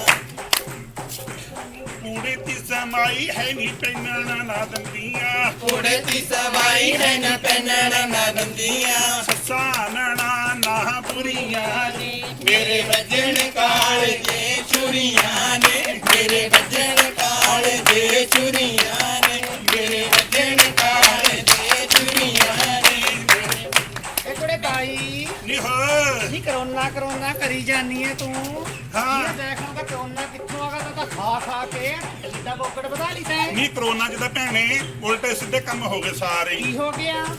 ਦੇਖ ਹਾਂ ਸਵੇਰੇ 11 ਵਜੇ ਉੱਠਦੀ ਸੀ, ਰਾਤ ਨੂੰ 12 ਵਜੇ ਪੈਂਦੀ ਸੀ। ਉਹ ਕਾਤੇ ਖਾਣਾ ਪੀਣਾ ਵੀ ਭੈਣੇ ਉਲਟਾ ਸਿੱਧਾ ਹੋ ਗਿਆ। ਲੋਆ ਬੋਲ। ਜਦ ਕੋਈ ਕੰਮ ਨਾ ਕੋਈ ਕਾਰਨ ਅੱਛਾ ਫੇਰ ਖਾ ਲੈ ਪੀ ਲੈ ਪੈ ਗਏ, ਖਾ ਲੈ ਪੀ ਲੈ ਪੈ ਗਏ। ਨਹੀਂ ਰਾਤ ਨੂੰ ਸੁੱਤੇ ਫੁੱਟ ਕੇ ਵੀ ਖਾਂਦੇ ਰਹੇ। ਖਾਂਦੇ ਰਹੇ ਐ, ਢਿੱਡ ਤਾਂ ਵੱਧ ਕੇ ਦੇਖਣ ਦੇ ਬਾਹਰ ਨਿਕਲਦੇ ਪੁਲਿਸ ਵਾਲੇ ਡੰਡੇ ਮਾਰਦੇ ਸੀਗੇ। ਬਾਹਰ ਨਿਕਲਣ ਦੇ ਪੁਲਿਸ ਵਾਲੇ ਡੰਡੇ ਮਾਰਦੇ ਤੇ ਫੇਰ ਅੰਦਰ ਵੜਦੇ ਭੈਣੇ ਊਂ ਸਾਹ ਘੁੱਟਦੇ ਤੇ। ਸਾਹ ਘੁੱਟਦੇ ਸੀਗੇ। ਨਹੀਂ ਮੇਥੋਂ ਤਾਂ ਜੇ ਭੁੱਲ ਗਏ ਕਿਸੇ ਨੂੰ ਹੱਥ ਲੱਗ ਜਾਂਦਾ ਮੈਂ ਤਾਂ ਭੈਣ 100 ਵਾਰੀ ਸਾਬਣ ਨਾਲ ਧੋਂਦੀ ਸੀ। ਸੈਨੀਟਾਈਜ਼ਰ ਕਰਦੀ ਸੀ। ਹਾਂ ਸੈਨੀਟਾਈਜ਼ਰ ਮੈਂ ਤਾਂ ਸੈਨੀਟਾਈਜ਼ਰ ਦਾ ਭੈਣੇ ਪੀਪਾ ਹੀ ਭਾ ਰੱਖਿਆ ਸੀ। ਪੀਪਾ ਪਾ ਰੱਖਿਆ ਜਦੇ ਉੱਪਰ ਪਾ ਲਾਂਦੀ ਸੀ ਭੈਣ ਸੈਨੀਟਾਈਜ਼ਰ ਹੋ ਜਾਏ। ਕਹਿੰਦਾ ਜਗ੍ਹਾ ਜਗ੍ਹਾ ਸਾਬਣ ਰੱਖੀ ਦੀ ਫੁੱਟ ਫੁੱਟ ਤੇ। ਹਾਂ ਫੇਰ? ਹੋਰ ਦੱਸ ਭੈਣ ਤੂੰ ਕਿਹਦੇ ਨਾਲ ਕੀ ਬੀਤਿਆ ਕਰੋਨਾ ਚ? ਨਹੀਂ ਮੇਰੇ ਨਾਲ ਕੀ ਬੀਤਣਾ ਭੈਣੇ, ਬਸ ਮੈਂ ਤਾਂ ਠੀਕ ਠਾਕ ਐ, ਸੁੱਕੀ ਸੜੀ ਜੀ ਪਤਲੀ ਜੀ ਮੈਂ ਤਾਂ ਬਸ। ਹੁੰਦੀ ਤਾਂ ਬੋਲੀ ਪਾਉਂਦੀ ਲਲਕਾਰ ਕੇ, ਲੰਮੀ ਹੁੰਦੀ ਤਾਂ ਬੋਲੀ ਪਾਉਂਦੀ ਲਲਕਾਰ ਕੇ, ਮਦਰੀ ਜੀ ਰਹਿ ਗਈ ਬੋਲੀ ਪੈਂਦੀ ਨਾ ਸਵਾਰ ਕੇ, ਮਦਰੀ ਦੀ ਰਹਿ ਗਈ ਬੋਲੀ ਪੈਂਦੀ ਨਾ ਸਵਾਰ ਕੇ, ਮਦਰੀ ਦੀ ਰਹਿ ਗਈ ਬੋਲੀ ਪੈਂਦੀ ਨਾ ਸਵਾਰ ਕੇ। ਅੱਡੀ ਵੱਜੀ ਦੀ ਗਏ ਪੂਰੇ ਤੇਰੀ ਸ਼ਾਵਾ, ਅੱਡੀ ਵੱਜੇ ਦੀ ਗੈ ਕੁਰੇ ਤੇਰੀ, ਪਿੰਡ ਵਿੱਚ ਬਾਰੇ ਹਾਲੇ ਦੇ ਅੱਡੀ ਵੱਜੇ ਦੀ ਗੈ ਕੁਰੇ ਤੇਰੀ, ਪਿੰਡ ਦੇ ਚਵਾਰੇ